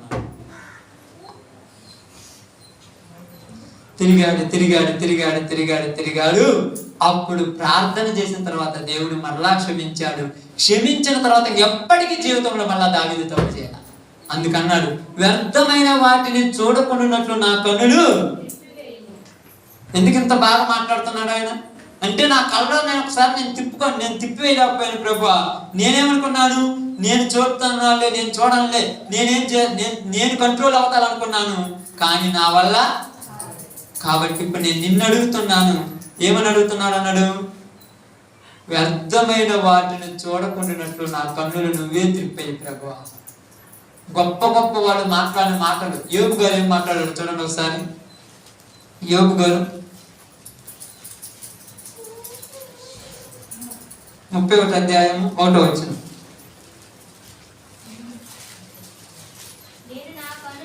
నేను నా కన్నులతో నిబంధన చేసుకుంటుని, కన్యకుని నేను ఎలాగో చూచుదును. కన్నులతోనే నిబంధన చేసుకున్నాడు. అట్లా నేను చూడగొట్టుకోండి అని మనం నిబంధన చేసుకున్నామా? కన్నులతో నేను చూడను అని. మీరు చూస్తున్నారు కదా, కనపడలేదంటే కనపడిన ప్రతిసారి ఏమనుకున్నాడు? కన్యక కనపడిన ప్రతిసారి ఏమనుకున్నాడు? నా చెల్లెలు, నా అక్క అనుకున్నాడు. ఎలా ఉంటుంది ఆ మనసు? తిమోతికి పౌలు గారు లేఖ రాస్తూ ఇదే మాట చెప్పారు. కాబట్టి ఇక్కడ ఏమన్నాడు? ఇదిగో వ్యభిచారిని చూసి ఆశించుచు పాపము మానలేని కన్నులు కలవారు ఏమై ఉన్నారంట? వివేక ఏమై ఉన్నారంట? చదవండి మా మాట మళ్ళీ త్వరగా, సమయం అవుతుంది. అస్థిరులు. దావీదు స్థిరత్వం కలిగి ఉన్నాడా? కోల్పోయాడు అక్కడ. ఇప్పుడు మనలో ఎంతమందిని ఎన్ని నా కళ్ళ ముందున్నా కూడా నేను కరెక్ట్గా నిలబడ్డాననే వాళ్ళము నీ మనసులో నువ్వు చెప్పుకోండి, ఎంతమంది నిలబడి ఉంటా? స్థిరత్వం కోల్పోయిన వాళ్ళు ఒకసారి కాకుండా ఒకసారి కోల్పోయినా. దావీదు ఎన్నిసార్లు కోల్పోయాడు? మరి మనము ఎందుకు కోల్పోయావు? పరిస్థితులు అయ్యా. దావీదు దగ్గర కంటే అతను వృద్ధాప్యంలో ఉన్నప్పుడు అంట అతనికి చలి బాగా ఉంటుందని అందమైనటువంటి ఒక కన్యకని తీసుకొచ్చి అతని దగ్గర ఉంచితే ఆయన తప్పు చేయలేదని రాయబడింది బైబిల్లో. చచ్చిపోవటానికని సిద్ధమే కానీ మరలా పాపం చేయనన్నాడు. లోకం మనల్ని ప్రేమిస్తుందమ్మా, లోకం మనల్ని ఆకర్షిస్తుందమ్మా, లోకం మనం పిలవాల్సిన పని అదే మనల్ని పిలుస్తుందమ్మా. రా రా రా రా అని పిలుస్తుంది లోకం. ఇందాక నేను చెప్పాను కదా, ఒక మనిషి ఒక వేశ్యను చూసినప్పుడు ఆమె ఎలాగైతే ఈ మనిషిని ఆకర్షిస్తుందో లోకము కూడా మనం అలా ఆకర్షిస్తుంది. రా రా రా. నీ బలహీనతను బట్టి నువ్వు ఆగిపోతున్నావు, దేవుని దగ్గర నుంచి దూరం అయిపోతున్నావు.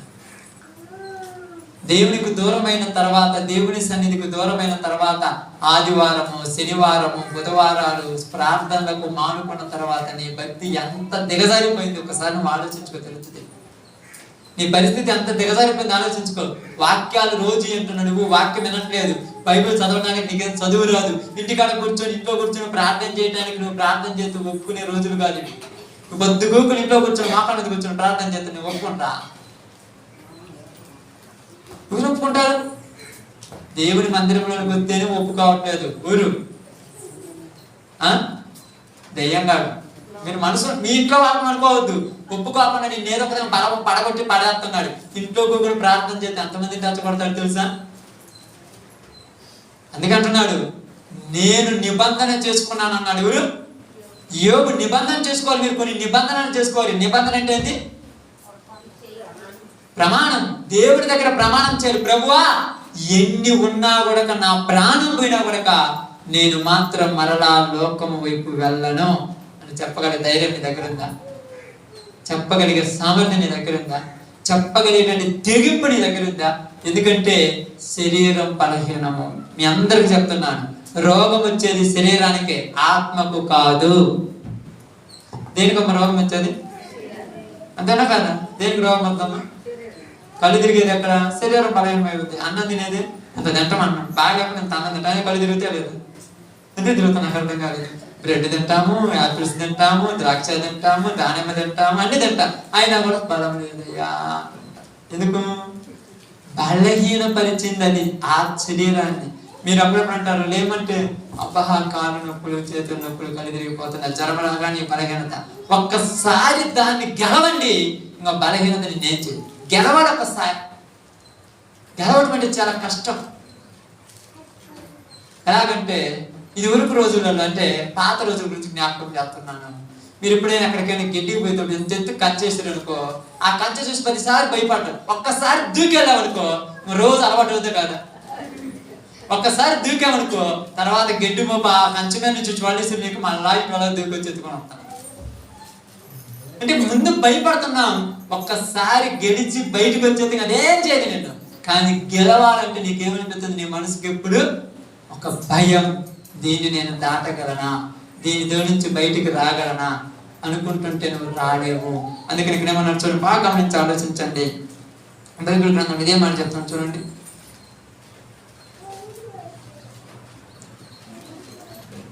ఎఫెసీయులకు రాసిన పత్రిక 2:3 ఒకసారి చదవండి.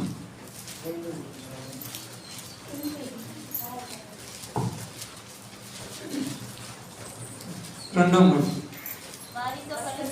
వారితో కలిసి మనమందరమును శరీరం యొక్కయు మనసు యొక్కయు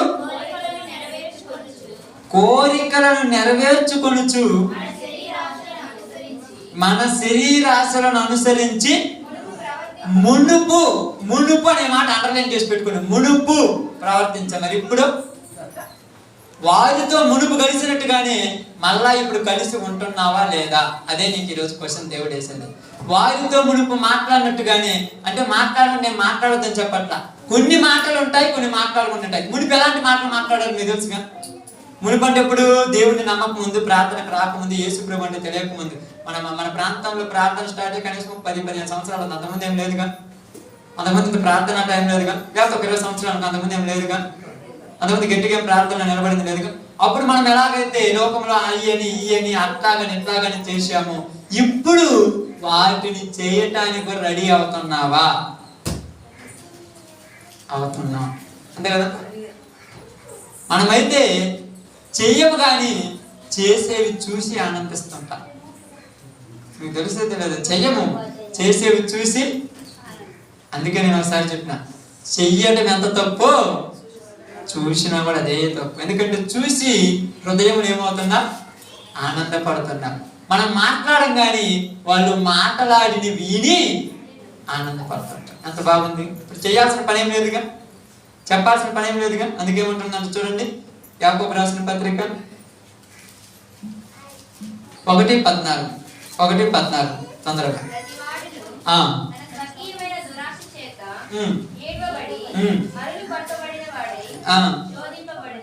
ప్రతివాడు తన స్వకీయమైన దురాశ ఏముందంట మనుషుల్లో, ఈ దురాశల చేత ఏమైంది? ఈడువబడి మరులు కొల్పబడి. మరులు కొల్పబడటం అంటే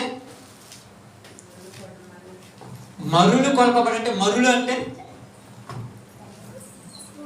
అప్పుడప్పుడు అంటే అవన్నీ ఉండవు. నేను చెప్తున్నాను ఎగ్జాంపుల్, మనకు అలవాటు పాఠం చెప్తున్నాను. మరుల మందు అంటారు. మరుల మందు అంటే తెలుసా? ఆ మందు పెడితే ఎవరు గుర్తుంటారంటే వాళ్ళతోటే తిరుగుతున్నంట. అలాగే వీళ్ళలో ఉన్న స్వకీయ దురాశ వీళ్ళను ఆ మందు చేత మరులు కొలుపుకున్నారు. ఇప్పుడు ఇంకేది పట్టదు వీళ్ళకి, అదే ధ్యాస. వస్తారు, ఏదో పాస్టర్ గారు ఎవరన్నా ఇచ్చారు కాబట్టి 250 రూపాయలు పెడితే వచ్చింది కాబట్టి, లేకపోతే కస్టమర్స్కో జనవరికో ఫ్రీగా ఇచ్చారు కాబట్టి వస్తారు, దీన్ని తీసుకొస్తారు, ఆడ పెడతారు, కూర్చొని ఉంటారు. ఇంటికి పోయిన తర్వాత అదే ఆలోచన. మళ్ళీ ఒక భర్త లేదా ఒక భార్య ఇంటికి వచ్చిన తర్వాత అన్నం తిన్న తర్వాత మళ్ళా బయటకు పోయి అదే తిరుగుతుంటే ఏమంటాం? ఇక్కడ మందు పెట్టేది ఎప్పుడు అది అట్టే తిరుగుతున్నాం. ఇప్పుడు లోకం కూడా మనుషులకు మరులు కొలపబడిందంట. దాని ఆలోచనలోనికి మరలపోయారు జనాలు. వాళ్ళు బయటికి రావడం చాలా కష్టం, చాలా కష్టం. ఎంత కష్టమని చెప్తున్నాడు చూడండి అక్కడ, చదవండి. 18 పేతురు రాసినటువంటి 2వ పత్రిక 2వ అధ్యాయం 18 వచనం. పేతురు రాసినటువంటి 2వ పత్రిక 2వ అధ్యాయం 18 వచనం. వీరు వ్యర్థమైన డంపపు మాటలు పలుకుచు తానే శరీర సంబంధమైన దురాశల గలవారై తప్పు మార్గమందు నడుచు వాళ్ళ నుండి అప్పుడే తప్పించుకొని వారిని పోకిరి చేష్టల చేత మరులు కొలుపుచున్నారు. పోకిరి చేష్టల చేత మరులు కొలుపుచున్నారు. మరులు కొలపటం అంటే వాటి వైపు తిప్పేస్తున్నారు. ఎవరు తిరిగారంటే ఇప్పుడు చూడండి 15 నుంచి జాగ్రత్త చదవడం, ముగించుకుందాం. 15 నుంచి. తిన్నని మార్గమును విడిచి బేయారు కుమారుడైన బిలాము పోయిన మార్గమును బట్టి త్రోవ తప్పిపోయేది. ఆ బిలాము దుర్నీతి వలన కలుగు బహుమానమును, అంటే బిలాము దేని ప్రేమించాడు? ఏ బహుమానం అది? దుర్నీతి వలన కలుగు బహుమానం. నీతి వల్ల కలిగే బహుమానం వేరు, దుర్నీతి వల్ల కలిగే బహుమానం వేరు. దుర్నీతి వల్ల కలిగే బహుమానం అంటే ఏంటిది? నువ్వు నీతిగా ఉండి సంపాదించు, అది నువ్వు దేవుడికి ఇస్తే ఆశీర్వాదమే. నీకు అవినీతిగా ఉండి సంపాదించింది దేవుడికి ఇస్తే శాపమే. అప్పుడప్పుడు మీకు చెప్తుంటా కదా, ఒక ప్రాంతంలోనంట కొంతమంది అంట సాయంకాలం పాస్టర్ గారి దగ్గర పోయి ప్రార్థన చేయమంటారు. ఎక్కడికి పోవటానికి? దొంగతనానికి పోవటానికి. ఏమని ప్రార్థన చేయాలి? ఏమని ప్రార్థన చేయాలి చెప్పండి. ఓకే, వాళ్ళ గురించి అయితే తెలియదు, పక్కన పెట్టండి. మనం దొంగ పని పోవాలి. అప్పుడప్పుడు మీరు కూడా ఆదివారాలు కానీ ప్రార్థనలో కానీ వచ్చి ప్రార్థన చేసుకొని పోతారు. మేము ఇంటికి పోతాం, మేము ప్రార్థన చేయడం. అప్పుడు ఏమని ప్రార్థన చేయాలి? వాక్యం వినకుండా ప్రార్థన వినకుండా పోతున్నామేమో ప్రార్థన చేయమంటారు. ఏమని ప్రార్థన చేయాలి? ప్రభువా, ఆదివారం నీ సన్నిధికి వచ్చింది, ఆ పరిస్థితి ఆ బిడ్డ పరిస్థితి బాగలేదు, ఇంటికి పోవాలని ఇష్టపడింది ప్రభువా, నువ్వు ఆ బిడ్డని ఇంటికి కూడా దీవించి ఆశీర్వదించమని ప్రార్థన చేసి పంపించాలా? ఇప్పుడు దొంగతనాన్ని బొమ్మని వాళ్ళని తోకే, మరి మనము పనికి పోవడానికి అప్పుడు ఈ రోజు రాలేకపోతాను నా పాటు ప్రార్థన చేయమంటారు. అప్పుడప్పుడు ఈరోజు ఇంపార్టెంట్ పని ఉంది, మాదే పని, కాబట్టి ఆదివారం రాలేకపోతున్నాం ప్రార్థన చేయమంటారు. ఏమని ప్రార్థన చేయాలి చెప్పండి? నాకైతే రాదు కదా, మీరు చెబితే ప్రార్థన చేస్తారు. చేయమన్నారు కదా, ఏమని చేయాలంట? అప్పుడు అంటారు రేపు వారము చర్చిలో భోజనం పెడతారు. ఊరి పెట్టమన్నారు మిమ్మల్ని దుర్నీతి వలన వచ్చే భోజనం. ఆదివారాలు దేవుని మందిరాన్ని మానుకొని దశంభాగాలు అని ఏమన్నారు మిమ్మల్ని? అవి తీసుకుంటే ఎవరితో సమానం అంట? బిలాముతో సమానం. దుర్నీతి వలన కలుగు బహుమానమును ప్రేమించి పోతున్నాడంట. దేవుడు చెప్తాను ఎండేదంట. కొంత దూరం పోయాక ఎవరు ఎదురు తిరిగారంట? గాడిదంట. ఒరే బుద్ధిలో కూడా యాడికిరా పోతాను అన్నదంట. అంట ఎన్నడా అసలు నీకెందుకు అన్నాడు. కొడుతున్నాడంట, గాడిదను కొడుతున్నాడు. ఎందుకు కొడుతున్నావంటే అన్నదో, నేను ఎప్పుడైనా నువ్వు పొమ్మన్న చోటకు పోకుండా ఆగినానా? లేదు. మరి ఇప్పుడు ఆగాను కదా, మరి ఎందుకు అంటున్నావంటే అప్పుడు దేవుడే మాట్లాడాడు. వద్దన్నా కూడా పోవాలా లేదంటే పో. 4 సార్లు అడిగాడు. ఊరు బాలాకు దగ్గర నుంచి 4 సార్లు వచ్చారు బిలాము దగ్గరికి. నిన్ను రాజు పిలుస్తున్నాడు, రాజు పిలుస్తున్నారు అన్నమాట. ఈ 4 సార్లు పోయి మనోడు ఏమని అడుగుతున్నాడు దేవుడిని? ప్రభువా, వాళ్ళు పిలుస్తున్నాడు, పొయ్యేనా వద్దా అన్నాడు. ఫస్ట్ ఏమన్నాడు? వెళ్ళొద్దు అన్నాడు. రెండోసారి పిలుస్తున్నాడు, పొయ్యేనా వద్దన్నాడు. రెండో మాట ఏం చెప్పాడు? వెళ్ళొద్దు అన్నాడు. మూడోసారి పిలుస్తున్నాడా వద్దన్నాడు. ఇప్పుడు మూడో మాట ఏం చెప్పాడు? పో అన్నాడు. ఇప్పుడు ఏమంటున్నాడు? నువ్వే పొమ్మన్నావుగా అంటున్నాడు. నీ మనసు నిండా పోవాలని ఉంటే వద్దంటే ఆగుతావా? మీరు మందిరానికి రాకూడదని ఫిక్స్ అయిపోయారు. 10 గూకులు ఆ మనిషిని పంపించి రారా అంటే వత్తరా? అందుకని పిలవటం మానుకోవాలన్న. పిలవకూడదు. పిలిస్తే వచ్చేవాళ్ళం కదంటే పిలిస్తే వచ్చేవాళ్ళు ఏమాత్రం దేవుని పని కోసం ఇష్టంతో రావాలి కానీ కష్టంతో వచ్చేవాళ్ళు ఏమాత్రం. బిలాముతో 2 సార్లు చెప్పాడు వెళ్ళొద్దు అని. మూడోసారి బాగున్నాడు, వదిలేశాడు దేవుడే. వదిలేసిన తర్వాత మళ్ళా బుద్ధితో దేవుని ఎవరితో మాట్లాడించాడు? నీ జీవితంలో ఎన్నో దెబ్బలు తగులుంటాయి కానీ నువ్వు ఇంట్లో నీ తర్వాత ఇప్పుడు దెబ్బలు తగలటం ఏమైపోయావు? దెబ్బలకి అలవాటు పడిపోయావు. ఏం కాదులే, అలవాటు పడిపోయింది లోకం ఇది. కాబట్టి అందుకే ఏమంటున్నా తెలుసా? మనులు కొల్పబడ్డారు ఏటికి? లోక కోరికలకి. ఇప్పుడు ఆ మనసు నిండా ఏ ఆశలు ఉన్నా అప్పుడప్పుడు మీరు ఏమంటారు తెలుసా? పొద్దున్న లేస్తే ఈ మనసుకి ఏందయ్యా ఇదే దారి వేరే దారి ఏమన్నా ఆ పిచ్చి ఏళ్ళలోని చెట్టపోతుంది అంటాం. ఒక స్త్రీని కానీ పురుషుని కానీ ఒక పిచ్చి అది ఆ మనసులోకి ఏమొచ్చేస్తుంది? కళ్ళు తెరవగానే లేయి అక్కడే పో తిను, లేయి అక్కడే పో తాగు, లేయి అక్కడే పో పాపం, ఇంక తగ్గితే ఏమి రాలేదు.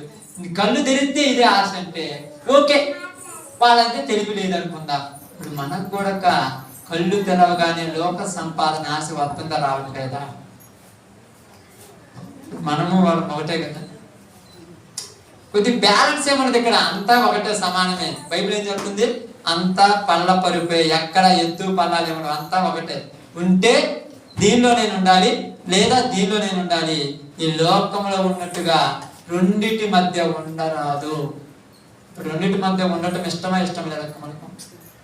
నువ్వేమి దేవుడు ఏమన్నా 6 రోజులు ప్రార్థనకు వచ్చి 7వ రోజు ఒక్కరోజు పనికి పోమన్నాడా?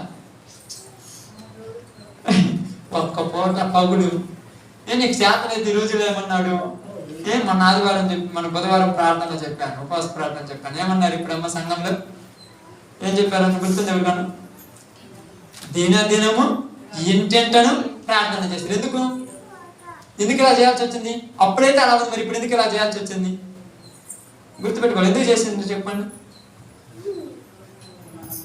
మీరు పొలం వేస్తారు కదా, అందరికి అలవాటుందిగా, కందో సద్ద వేస్తారు. పోయి విత్తనాలు వేసినప్పుడు, సద్ద వేసిన విత్తనాలు వేసినప్పుడు ఎన్నిసార్లు చూస్తారు పొలం? పోయి రోజుకి పొద్దున ఒకసారి సాయంత్రం ఒకసారి చూసి వస్తారు. కొద్దిగా పెరిగిన తర్వాత రోజుకు 3 సార్లు పోతారు. అదే పంటకు వచ్చినప్పుడు ఎందుకు కాపలా ఉంటున్నారు? అలాగనే మనం అది తినడానికి అపవాదిగా రెడీ ఉంది కాబట్టి రోజు ప్రార్థన ఉన్నాం. పంట కాలం వచ్చింది, కోత ఏమైందంట, పైరు చూస్తే ముదిరి కోతకు రెడీ అయిపోయింది, విత్తనాలు ఆడ రాలిపోతాయని దేవుడి భయం. అందుకే రోజు ప్రార్థనలో ఉండమని చెప్పేది. లేకపోతే మీరు అక్కడ ప్రార్థనకు వస్తే ఏమైనా పాము డబ్బులు ధనాలు దొరుకుతాయని కాదు, మీ విత్తనాలు రాలిపోతాయి. ఏమని ఎట్ట ఏ విత్తనం కొడుకుద్దో ఆ విత్తనం యజమానుడికి దక్కుద్దా? ఇప్పుడు పాపము పొద్దున్న 3 నెలలు కష్టపడి పంట వేసుకొని రోజు దానికి చాకరీ చేసి అన్ని చేసి ఏదో ఒక్క రోజు మరిచి 2 రోజులు నిద్రపోతే పందులు చొరబడితే ఆ పొలమేమవుతాక 3 నెలల నుంచి కాపాడుకుని ఒక్కరోజు కాపాడకపోతే ఏమవుద్ది అని మనం తిడతాంగా. దేవుడు కూడా మనం అడుగుతాడు, ఇన్ని రోజులు కరెక్ట్ గా ఉన్నవే, ఈ రోజులలో దేవుడు నాలో కరెక్ట్ గా ప్రార్థనలు ఉంటే నీ విత్తనం కాపాడబడేది కదా, ఎందుకు మర్చిపోయి పందులతో పడ్డా ఉంటాడు. అందుకే ఇప్పుడు అంత్య దినాలలో అపాయకరమైన కాలంలో వచ్చింది కనుక దేవుని యందు ఎడతెగక ప్రార్థనలో ఉండమని చెప్తుంది. ఇప్పుడు మీరేమి రోజు ప్రార్థన చేస్తే మీకేం లాభం కాదు, ఏం కాదు, మీ ఆత్మలు మాత్రం రక్షించబడతాయి, మిగతా ఏంటి తర్వాత సంగతి వారి గురించి. కాబట్టి అదే చెప్తున్నాడు ఇక్కడ, వ్యభిచారిని చూసి ఆశించుచు పాపము మానలేని కన్నులు కలవారును ఏమై ఉన్నారంట? అస్థిరులు. నీలో స్థిరత్వం ఎన్ని రోజులు ఉంటుంది చెప్పమంటే? 2 రోజులు ఉంటుందా? 2-3 నెలలు ఉంటుంది. తర్వాత ఉంటాము. తర్వాత ఏమవుతుంది? లోకం వచ్చింది కదా, అప్పుడు కదా అందంగా కనపడుతుంది. లోకం ఇప్పుడు కనపడుతుంది. ఇప్పుడు ఎండిపోయిన గడ్డి ఏమైనా కనపడుద్దా? ఇప్పుడు ఆవులను బర్రెలను వదిలేశారు అక్క, ఏ పొలం లేకపోయినా కూడా వాటికి ఏమైనా కనపడుద్దా? అలాగనే రేపు పైరు పండిన తర్వాత కూడా కంచె పట్టు వదిలేయండి చూద్దాం ఉంటే ఏమిటి పోతాయేమో.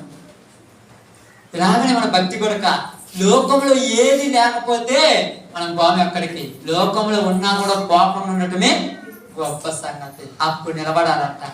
అప్పుడు నిలబడితే నువ్వు దేవుళ్ళు గొప్పగా ఉన్నత స్థానంలో ఉంటావంట. అంత గొప్పగా దేవుడు చేస్తాడంటే గుర్రులు కాసుకునే దావీదునే తీసుకొచ్చి ఇక్కడ కూర్చోబెట్టిన దేవుడు, ఎక్కడో లోక పాపములో మురికి ముంతలో పడిపోయిన నన్నే తీసుకొచ్చి ఇక్కడ నిలబెట్టిన దేవుడు మనం ఎందుకు చేయలేదు? మరి తప్పు చేశాం కదా, పొరపాటు జరిగింది, జరగని ఒకసారి జరిగింది. దావీదు క్షమాపణ కోరినట్టుగా కోరు, దావీదు వాగ్దానం చేసినట్టుగా చెయ్యి, దావీదు నిబంధన చేసినట్టుగా నువ్వు నిబంధన చేసుకో. ఈ రోజు నుంచి దేవా, బ్రతుకుట క్రీస్తు, చావైతే మేలు. లోకాశ్రయం మనకు అవసరం లేదు, లోకంతో మనకు అస్సలు సంబంధం లేదు. లోకంతో ఎప్పుడూ తెగదెంపులు తెచ్చుకొని వచ్చాం బయటికి. ఈ రోజు దాని వైపు మళ్ళా మనమే పోతుంటే మనకి అనిపిస్తుందని చెప్పండి. అప్పుడప్పుడు పాపం చేస్తున్న ఒక మనిషి, పురుషుడైనా స్త్రీ అయినా, ఒక 5-6 సంవత్సరాలు మానుకొని మళ్ళా ఆ పాపం లేకపోతే అప్పుడు అందరికి అట్ట పెడతాం, తెలివన్నా ఉందే లేదా అంటంగా. మనం కూడా దేవుళ్ళకి వచ్చి ఒక 5-6 సంవత్సరాల తర్వాత మళ్ళా బలహీనం అయిపోతే దేవుడు కూడా మనం అలా అంటున్నా. ఇప్పుడు వాళ్ళకు మనకి ఎక్కడ తేడా చెప్పండి. అందుకే ఈ మాట అక్కడ రాయాల్సి వచ్చింది, లేకపోతే వ్యభిచారిణి అనే మాట రాయాల్సిన పని. ఎందుకు రాయాల్సి వచ్చింది? అక్కడ సందర్భం అక్కడ ఉంది అనమాట. అలాంటి స్థితి మనుషుల స్థితి, అంతే, అందరి స్థితి కాదు. కాబట్టి నువ్వు నిలకడగా నిలబడగలవా లేదా? అర్థమవుతుంది? నిలకడగా నిలబడగలమా లేదా? నిలబడాలంటే కష్టమయ్యా. కష్టాలలో నుంచి బయటకు వచ్చిన వాడి బహుమానాలు పొందుకున్నది. 10వ తరగతి పాస్ అయితేనే పేపర్లు వేస్తాడు పేరు, లేకపోతే 5 పాస్ అయితే వేస్తారమ్మా. 5 కానీ 6వ తరగతి కానీ 7వ తరగతి పాస్ అయితే మీ పేపర్లు ఫోటోలు పేపర్లు వేస్తారా? 10 పాస్ అయితేనే వేస్తారు. ఎందుకు? అది పబ్లిక్ కాబట్టి. అలాగే పరీక్షల్లో నెగ్గితేనే మనం దేవుడు గొప్ప స్థితిలో తీసుకెళ్తాడు. ఇప్పుడు అప్పుడప్పుడు కొద్ది బలహీనతలు వచ్చాయి, మీ అందరికి వస్తున్న శరీరంలో. ఈ బలహీనతను అధిగమించితే నీ దగ్గరకు రాదు. అది వచ్చింది నువ్వు వెనబడిపోతే అది నీ దగ్గర అట్టనే ఉంటుంది, అంతే కదా. అప్పుడప్పుడు మీకు చెప్తుంటాను కదా, వీళ్ళని చూసి ఆగిపోయారు అనుకోండి, వాళ్ళు అట్టనే ఉంటారు. ఓకేలే, నేను ఆగటం వల్ల వాళ్ళు ఏమి కాలేదు కదా, నేను రాకపోవడం వల్ల వాళ్ళకి ఉపయోగం లేదు కదా, దేవుడే చూసుకుంటానని పోతే వాడే ఇసుకుబట్టి పారిపోతాడు మనం చూసి. కాబట్టి ఈరోజు మీ అందరికీ తెలిసిన ఒక చిన్న మాట ఏంటంటే, నీవు నేను అంత్య దినాలలో ఉన్నాం. అంత్య దినాలు ఇది. మనం అనుకుంటున్నంత ఈజీగా లేదు. ఈ రోజు ఎంత ఈజీగా జరుగుతున్నట్టుగా రాబోతున్న రోజుల్లో ప్రార్థన ఎంత ఈజీగా జరగవు. ఇప్పుడు ఎవరు ఏమనకపోతేనే వచ్చి కూర్చోటానికే భయపడుతున్నా. రేపు కనీసం పట్టి తిట్టి తరుముకునే రోజులు వస్తాయి. అప్పుడు నిలబడగలవా? నిజంగా చెప్పండి. ఇప్పుడు నీ ఇంట్లో మనుషులు ఏదో అంటారని ఫీల్ అయిపోతూ ఉన్నావు. నీకు సంబంధించిన లేని వాడే వచ్చేసి నిన్ను కొట్టే రోజులు వస్తాయి. నిలబడగలవా? నిజంగా వస్తాయంటే ఆ రోజు ఏమవుతుందంట, వాక్యం దొరకగా కరువు అవుతుందంట. ఇప్పుడు వాక్యం దొరికిపోతుంది. ఇప్పటికి చాలా కరువు అయిపోయింది. మీరు అనుకుంటున్నాం జరుగుతుంది కదని. ఇలాంటి సత్యమైన వాక్యం దొరకక ఎక్కడ వెళ్ళినా అన్ని దిక్కులా మాయలు గారిడీలే దొరుకుతున్నాయి. అన్ని దిక్కులు పోతే గంటన్నర దేవుడి ప్రార్థన పోతే ఆడేం చెప్తారు తెలుసా? స్వస్థతలే చెప్పేవాళ్ళు ఎక్కువ మంది ఉంటారు. ఇంకా ఎక్కువ మంది సాక్ష్యాలే చెప్తారు, ఇంకేం చెప్పారు. ఒక పెద్ద పాస్టర్ని పిలిచారు. ఏం చెప్పింది గంట దూరం అంటే ఆయన జీవితంలో జరిగిన సాక్ష్యం చెప్పాడు. సాక్ష్యం అంటే ఆయన అంత దూరం పంపాలి. మనుషుల సాక్ష్యాలకు మారితే మరలా పడిపోతాడు, దేవుడి సాక్ష్యానికి మారితే నిలబడతాడు. అప్పుడప్పుడు అంటారు చూడండి, అప్పుడప్పుడు చెప్తుంటారు కదా, నాకు ఇదిగో ఇన్ని సంవత్సరాల వరకు నాకు బిడ్డలు లేకపోతే నేను యేసు ప్రభు దగ్గర ముందు నాకు బిడ్డలు పుట్టాలంటారు. మంచిది. మరి నేను కొడక ఇక్కడెక్కడో తూర్పు పక్కన కొండ ఉంటే ఆ కొండ ఎక్కితే నాకు పుట్టారు, మరి నన్ను ఏం చేయమంటారు? అంతే కదా. ఇప్పుడు మీరు ఎంత సాక్ష్యం ఇస్తారు, నేను అంతకంటే పెద్ద సాక్ష్యం చెబుతున్నా. మరి ఇటు వాళ్ళు అలా చెట్టు కాడికి పోతే నాకు పుట్టారు, మరి నన్ను ఏం చేయమంటారు? అంటే మేము అవుతానా? ఈ సాక్ష్యాల వల్ల ఈరోజు క్రైస్తవం భ్రష్టు పట్టిపోయింది. మీకు అర్థం కాక మీరేమనుకుంటున్నారంటే నిజం అనుకుంటున్నారు. తప్పమ్మ, ఇవన్నీ అసలు ఏమీ లేదు. ఏంటి వల్ల భ్రష్టులని వెళ్ళిపోయారు. నిజమైన సాక్ష్యం ఏంటంటే నేను యేసు ప్రభువుని నమ్మిన తర్వాత ఇంతవరకు పాపం చేయలా అని చెప్పేవాడు. అక్కడ చేస్తున్నాను చూద్దాం. యేసు ప్రభువుని నమ్మిన తర్వాత ప్రాణం వినవడం మళ్ళా ఎన్నికడికి వేయలేదని చెప్పేవాడు ఉన్నాడా? ఈ సాక్ష్యాలు. ఆ సాక్ష్యం ఊరు చూడారు. యేసు ప్రభువుదే ఆ సాక్ష్యం. మనుషుల సాక్ష్యాల వల్ల మారే పని అయితే ఎన్ని సాక్ష్యాలు ఉన్నాయి లోకం మీద, ఎన్నెన్నో ఉన్నాయి. వాటన్నిటిని చెప్తే మారు. నా జీవితంలో జరిగిన సాక్ష్యాలు చాలా నేను ఏ రోజు చెప్పాను. ఎందుకంటే నా సాక్ష్యం వల్ల మారితే నన్ను చూసి బాగుపడతాడు. రేపు మళ్ళీ నేను పాపంలో పోతే నాతో వస్తాడు. కేఏ పాల్ ఉన్నాడు, పెద్ద స్పీచ్ ఇచ్చారు. ఎంతో పెద్ద స్పీచ్. ఆయన స్పీచ్ ఇచ్చేవాడు, పెద్ద ఉపన్యాసం చేసేవాడు. ఇప్పుడు ఆయన లోకంలో పోయాడు. ఇప్పుడు ఆయన నమ్మిన వాళ్ళందరూ లోకంలో పోరు. యేసు ప్రభువుని నమ్మినోడు ఎవరు పడు. ఎందుకంటే యేసు ప్రభు లోకంలో. అందుకని నేను ఎప్పుడు చెప్తుంటాను, మనుషుల సాక్ష్యాలని వచ్చే వాళ్ళైతే దయచేసి రాగాకండి. దేవుని మీద ఇష్టం ఉన్నోళ్ళే రండి. నీ జీవితాన్ని పరలోకానికి నిలబెడతాడు. అలా నిలబెట్టాలంటే నీకు నాకు ఒక చిన్న మాట చెప్తున్నాను. వ్యభిచారులాగా లోకముని దేవుణ్ణి మనం ఆశించొద్దు. నువ్వు దేవుణ్ణి ఆశిస్తే దేవుని కోసం బతుకు. ఎన్ని ఇబ్బందులు వచ్చినా బతుకు, ఎంత ఇబ్బందులు వచ్చినా, శరీరం ఎంత నష్టపోయిన బతుకు. ఒకరోజు నీకు గొప్ప మేలు చేస్తాడు. లేదయ్యా 2 పడవల మీద కాలు పెడుతున్నట్టు అనుకోండి దయచేసి. ఏందయ్యా నువ్వేం అనుకోమని చెప్తున్నావు అంతే. నన్ను ఏం చేయమంటావు? బైబిలే చెప్పింది కదా. ఏం చెప్పినా ప్రకటన కదా గుర్తుంచుకుంటాను. వెచ్చగానే నుండు, చల్లగానే నుండు. నువ్వు వెచ్చగా ఉంటే ఏం చేస్తానన్నాడు? నోటి నుండి ఉమ్మేస్తానన్నాడు. మరి బైబిల్ చెప్తే తప్పు అంట, బైబిల్ చెప్పకపోతే కరెక్ట్ అంట. ఏమి ఇబ్బంది లేదు. సంవత్సరానికి ఒకసారి వచ్చినా దేవుడు దీవిస్తాడని చెప్పేది మంచిది. ఈ రోజుల్లో నేను చెప్తున్నాను దీవించడం. ఎందుకంటే ఆ రోజులు పోయాలి. ఇప్పుడున్న రోజులు చాలా గడ్డు కాలం ఇది. ఇప్పుడు ఏం జరుగుతుందో తెలియదు, ఇప్పుడు ఎలా ఉంటుందో తెలియదు. ఒకప్పుడు నిన్ను దేవుళ్ళని పోతుంటే అనేవాళ్ళు లేరు. ఇప్పుడు నువ్వు దేవుళ్ళు ఎదురు పోతుంటే నిన్ను ఎన్నో ఇబ్బందులు జరుగుతున్నా నీకు అర్థం కావట్లా. అప్పుడే నీ స్థితిని చూసి అర్థం కావట్లా. బయట ఎక్కడికో పోవాలి, నీ పరిస్థితిని చూసి అర్థం కావట్లా. ఏం ప్రార్థన మా రోజు అని నిన్ను అంటున్నారంటే అర్థం కావట్లా. అంటే కాలం రెడీ అయిపోయింది, జాగ్రత్త. దగ్గర పడిపోయింది, స్టార్ట్ అయింది. మీకు అర్థం కావాలి. ప్రారంభమైంది. ప్రారంభమైంది ఎలా ఉంటుంది? ముందు మొక్క కనపడతాక తొక్కేయచ్చు అనుకుంటాం. పెరిగి పెద్దదై మానైపోయింది. ఇప్పుడు తొక్కేయలేవు, పెరుగుతుంది ఇప్పుడే. కానీ నువ్వు ఇప్పుడు గట్టిగా ఉండటం రెడీ కావాలి. నువ్వు గట్టిగా లేకపోతే నన్నేం చేయలేవు. నేను వచ్చి చెప్తే మారే పని అయితే కుదిరే రోజులు కాదు. నీ మనసులో ఈ వాక్యం వెళ్ళాలి, ఇప్పుడు నువ్వు మారాలంతే. కాబట్టి ఈరోజు మీ అందరికీ చెప్పిన ఒక చిన్న మాట ఏంటంటే, హృదయంలో ఆశలు పుట్టాయి అందరికీ. నాకు లేదు అని మీరు అన్నారంటే నమ్మరు. ఇక్కడ నీకు లేవు అని అంటున్నావంటే నీ క్రియలు కాని రావాలి. ఇక్కడ క్రియలు కాని రావాలి. ఏంటి క్రియలు అంటే దేవునిలో ఉంటున్న క్రియలు కాని రావాలి. ఆ హృదయంలోనికి వచ్చి నేను పాడు చేయడానికి చూస్తుంది. అప్పుడప్పుడు మనం అంటాం, ఏందయ్యా ఇన్ని ఇబ్బందులు, ఇన్ని కష్టాలు, ఇన్ని సమస్యలు అంటే ఎంత నేను కూరుగా రావాలి? యేసు ప్రభు. యేసు ప్రభు కనపడితే ఇప్పుడు నువ్వు తిట్టడం తన్నుల ముందు, నువ్వు తిట్టించుకున్న తిట్టుల ముందు ఆయన ఎక్కువ, నీ ఎక్కువ అంటే నువ్వు అదే దారిలో ఉన్నావేమో, నువ్వు అదే మార్గంలో పోతున్నావేమో, జాగ్రత్త. ఆ మార్గంలో పోతే ఏ వస్తా. కానీ సిలువే ఏమవుతుంది, చివరికి సింహాసనం అయ్యే రోజు అవుతుంది. కాబట్టి మీ అందరికీ తెలియజేస్తున్నాను, హృదయంలో ఎవరిలోనైనా లోకం మీద ఆశ ఉంటే దాన్ని లోపల పెట్టుకుని పైకి నటించే వాళ్ళగా ఉంటుంది. దయచేసి అలా ఉండొద్దు. అలా ఉంటే నీ విశ్వాసం పనికిరాదు. రేపు పరలోకం కూడా పోలేదు. ఎందుకు ఆ బ్రతుకు? మనం బ్రతికితే హృదయంలో ఉన్న దానితో నిబంధన చేద్దాం. ప్రభువా, కన్నులతో నిబంధన చేసుకున్నాడు యోగు, మనము కూడా మన జీవితంతో నిబంధన చేసుకున్నాం. ఎన్ని ఇబ్బందులైనా నిన్ను మాత్రం నేను మరిచిపోను, నీవిచ్చిన ఈ పనిని నా ప్రాణమున్నంత వరకు నేను చేసి ఈ ప్రాణము నీలోనే ముగిస్తాను. అలా ప్రార్థన చేసి ఆ విధంగా దేవుని దగ్గర వాగ్దానం చేసి ఆ విధంగా ఈ దినం నుండి ప్రార్థన చేసి నడుచుకుందాం.